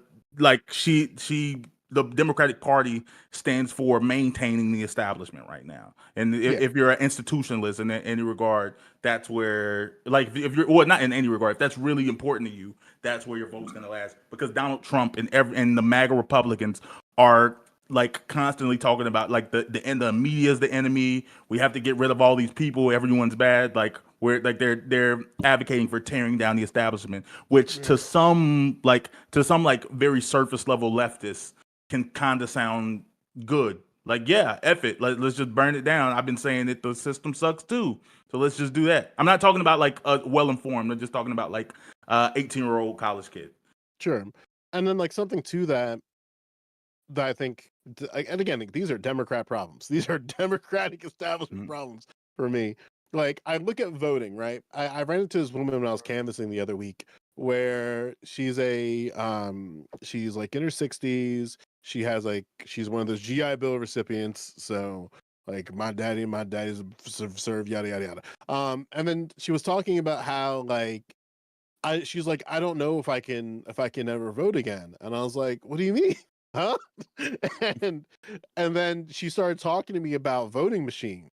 and we had a whole like 30-minute conversation about how one of the reasons why she doesn't trust Democrats is because of the voting machines, and the voting machines are the problem. And if they were just like got rid of those voting machines and changed them up to something else, then I would vote again. And then it just took me showing her what a mail-in ballot was, and then her whole mind just shifted. It was so weird. Like, and it's like, well, you can do like, have you ever like considered mail-in ballots? And she's like, no, I just thought those were so like strange, like who like how that works. And it's like, okay, I'll just show you. And then like 5 minutes of showing her how like to apply for a mail-in ballot. She was like, I'll consider. She wasn't on like a board to like I'm going to definitely vote, but it took like just saying, hey, you don't have to engage with this thing, and you're good to go. Mhm. And How much it's Fox News do you think she watched? she actually didn't have a TV. I asked her about that directly. I was okay. I had to be She sure. gets her 'cause news from that- Facebook. She was one of those like old Facebook. She's on X as well, so she Ah. engages with that. But like it brought something up that was kind of interesting to me, where I think one of the jobs that the Democratic Party has to do is recognize that like their policies have failed the people that need their help, and because of their failure in policy, it's going to ripple down to people who may be able to vote for them, who may want to vote for them, but because they're playing like this weird game of like MAGA Republicans are evil, and by extension, the Republican Party is evil, but we need to work together to get things done. I don't think you can do both of those things at the same time, which is why I think they shifted. I can tell Joe. I mean, I Pablo can say something. I would say so. The way that I would, at least at how I'm spinning it in my head, whenever it comes to like the Republicans that are saying they're voting for Kamala, the best way to spin it is, oh, they are savable. See, like they're getting away from the brain rot that is MAGA and actually being sane now. Like that's how I see it when it comes to not Dick Cheney, fuck him, but like I understand there are probably still some like moderate Republican voters who are like, I like Dick Cheney, so I'll go with him. It's fucking weird. So But- I'll end it on that. I'll end this a little early. But I thought we had some interesting conversations here. The best part was when Fnatic was yelling at Bam. All right, let's never forget that. That was beautiful. All right. But thanks all for coming through. People at home, if you appreciated this conversation, consider supporting the channel by subbing to the channel, gifting bits, or gifting subs. If you haven't supported yet, consider supporting now. Shout out to Razor for resubbing earlier, and Majin BMAC for gifting a sub. He gets to 2 subs actually. Oh, Bam, thank you for gifting a sub. Hey, that's really kind of you. Thank you so much. That's really, really kind. And Don Champloo with 5 subs. Oh, and you also gifted another sub previously, Bam. I didn't see that one. And then we had Amphi Oscar. Bio something. If you're still here, thanks, Amphi. And then also, then there was Bam. Thank you all for supporting. If you're out there, consider supporting the channel. Sub to the channel, give bits or give subs. If you sub to the channel, of course, you'll get a ad-free viewing. And you'll be you'll get our emotes, and you'll be keeping this channel up and running for another day. So consider helping out the channel. We haven't done so yet.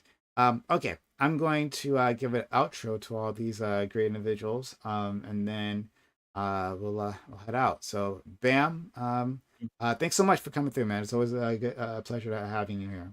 For sure, always. Shout out to you, Mid-Tier Josh. Like, never met you. You seem like a really, really dope dude. And you seem like you got a really cool job. So, shout out to you. I hope you come around. Don't be no stranger now. That's we say it down in the South. That's how Black people say we care. But thank you, Prime. Thank you for the conversation as always. Thank you for like all of y'all. It can be like I about to say, and when I don't argue, I argue with other people in real life. Like, so I appreciate y'all for letting me yell at y'all and be right sometimes. and y'all don't take it personally. So yeah, that's all I got. Well, it's never come up, so but we'll see. Mid-tier Josh, really, yeah, I second what Bam said. You were great. You're a great guest. You had strong opinions. Threw them out there and willing to defend them. And we love to see that. So we hope that you come back in the future. Speaking of, where Yeah, you get the man. shirt? Oh, this shirt. I go to a lot of like thrift events. I'm over in Dallas, Texas. Okay. So yeah, bro, hold up. Yeehaw, brother. Hold on, let me see if y'all can see this shit. Hold up. Oh no, These are just now it's finna be crazy. look at that shit, boy. He's about to show. Oh an my arrow god, straight. that's sick. Oh, All right, yeah, that shit is hard. But nah, man. I appreciate you having me, Doug, for real. And yeah, for sure. Bam, if you want to hit me up, add me on Discord or something, Instagram, whatever, that'd be sick. Yeah, I got you. Yeah, man. I felt like I actually enjoyed the debate. I'm more about like with the Black community stuff, especially with the college things, that was really entertaining to me. Clearly, for me, I felt I was out of my depth near the end of the conversation. Once y'all start getting deep into just political shit, I was like, you know what? I'm just gonna listen. But I appreciate you having me on, man. It was fun, and I look forward to the next one. Yeah. Well, we talk about a range of topics here, and here we can have something that will grab you a bit more. But I'm really glad that you enjoyed some of your time. Yeah, and I'll be hitting you up. if you had to appreciate it, choose a man. Bailey, which one would you pick? If I had to choose a what? A Bailey, either Halle Halle or Berry Chloe. or Chloe Bailey. Celebrities. No, wait, who and who? Halle Bailey and Chloe Bailey. The about to You know- say the singer girls under Beyonce. You don't know? Yeah. Oh, I know the two singers. Yeah. I got to see pictures of them. I've seen them, but I don't know them by name like that. Come All on. right. Do your research and come back with this. This is important, nigga. This is important. All right, bro. Head to the Instagram right now. We're gonna keep going down the line here and make a All right, I got decision. I believe you're a real nigga. I got faith in him. Yeah, we're gonna find I out in a got you. second. Don't do me right? wrong. This is gonna split the It's the crazy. panel. So we'll see. But anyway, let's go to Waterkai. We're waiting. Black Waterkai, thanks for community. coming in here. You were fantastic as always. Thanks for having me. That conversation went as spectacularly as I hoped it would. I think we hit most of the points I was expecting, and we went even further than that. So I was happy to get that discourse. I know, Prime. I know. Especially when we get to the Israel topic, it's always going to be very. You know different. how I am. Oh, for sure. I'm hoping one day I can come up with a position that will maybe sway your opinion, but I completely understand where you're coming from, and I appreciate that you're willing to talk about it. So thanks for having me on. Thank you. Thank you for listening to my rants. When it comes to a genocide, it's hard for me to stop. So, but let's go to our friend Joe Lewis. Joe Lewis, thanks for being here. Oh, I mean, party crashing, but yeah. Like when I invite this Negro, he's never around. Now when I don't, what's going on here, guys? Yeah, no, I'm my schedule is free and not free in really peculiar ways. So when I found out I was this nigga on his phone, like, and so yeah, this is pretty interesting. Man, how many days left before we're free? Like what, 35, Yeah, 36? no, it's less than 35. I think it's like 33 or 32, or maybe Yeah. even 30 days. It might be 30 days now, actually. Might Yeah, be. I'll say this, right? 32 days. It's the third. I don't know if we can handle a Kamala Harris defeat. I just don't think as a country we can handle that. I will enjoy that day. That's gonna be a really fun day for me. But I think that if you are somebody who's like in a political position, I'm saying political position who's like thinks beyond of just like, what's her slogan? Slay? I don't know what that lady's slogans are. Or like, oh, Donald Trump is the guy. Like, if you're beyond that, I think you need to be mentally ready for a Trump presidency now, rather than later. I think that like one of the mistakes that all the Hillary voters like anticipated or revealed is that if you're not prepared for any and all outcomes, it's going to crush you if and when the outcome you believe is undesirable happens. So I think that people's got to prepare for that now more than later. And yeah, like I think you should, again, if I'm telling people what to do today, I think you should consider like my argumentation about what you can do in a state where your vote doesn't matter insofar as percentages. So I think that's something people should consider. Now, if you're in a swing state, I don't have any opinion for you. Just if you don't got work that day, go vote. But yeah, I can't speak for them. But I will speak for those who like live in states with my set of conditions that you're kind of screwed either way if you don't support either candidate. So try to use your vote and try to do things in a long-term thing. But yeah, I'm always glad to be here. Thank you. Chloe all the way. only correct Before we go to Razor, just quickly. Hey, Bam, are you gonna go to Water Kai's hip hop panel? You have a hip hop panel? I've When been is trying it? to get one going. I mean, yeah, I'll pull up. Show. Oh, hell yeah, here we go. Up. There you go. see? Now I know. I'm about to say you just add me because I'm black because my hip hop knowledge is like D+ tier. Best, We make need it a Oh, sing sports shit. panel. That's what we need. We are.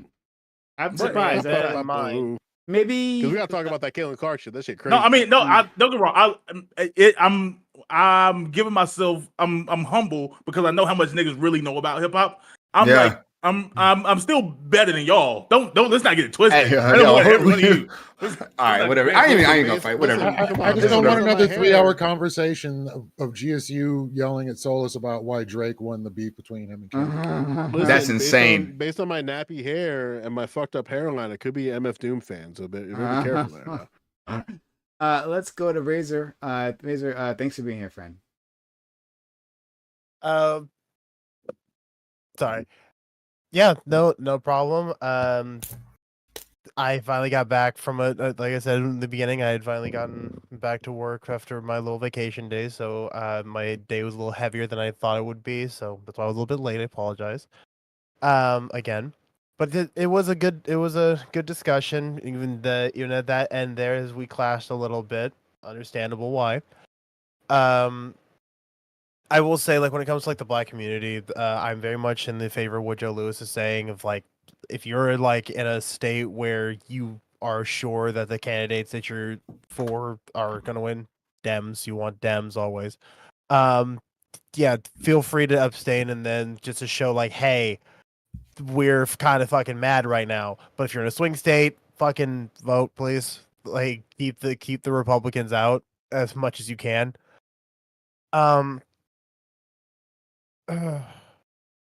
To the whole topic of like black conservatives, I have a lot of family who are conservative, but they still vote Democrat. It's being conservative doesn't exactly mean that you're Republican, but unfortunately, thanks to the way that we do tribalism in this fucking country, the way that people do shit, everything, they think conservative, therefore I have to be Republican. I would like to break that as much as possible. I feel like even I, as a very progressive person, also have some conservative views on a lot of things. So, not a lot of things, on certain things.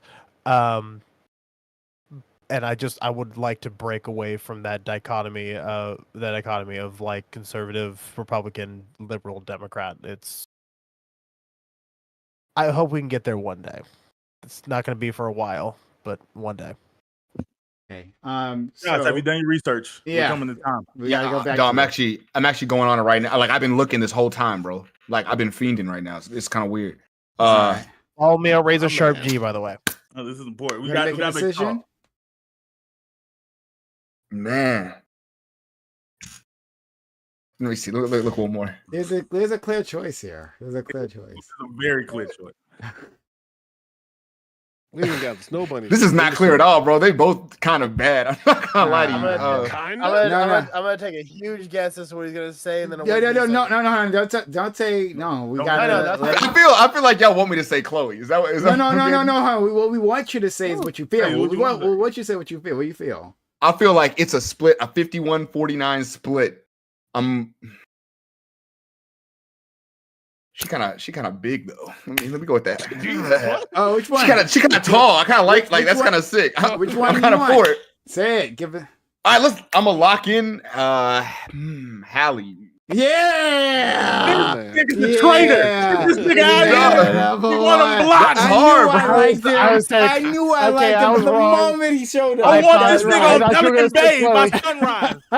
That's great. I thought she was about to say Chloe too. Fuck it up. Ah, that's right. That's She's a free right. agent now. I'm not mad at anyone Free for not liking either, though. I mean, they both kind of crazy. Well, I know mean, what? you should be mad at Bam for liking second best. That's So, crazy. like, I mean, I'm not. I mean, I've not. I technically don't even Wait, have. what's the a close ethnicity between of your those last two. 3 girlfriends?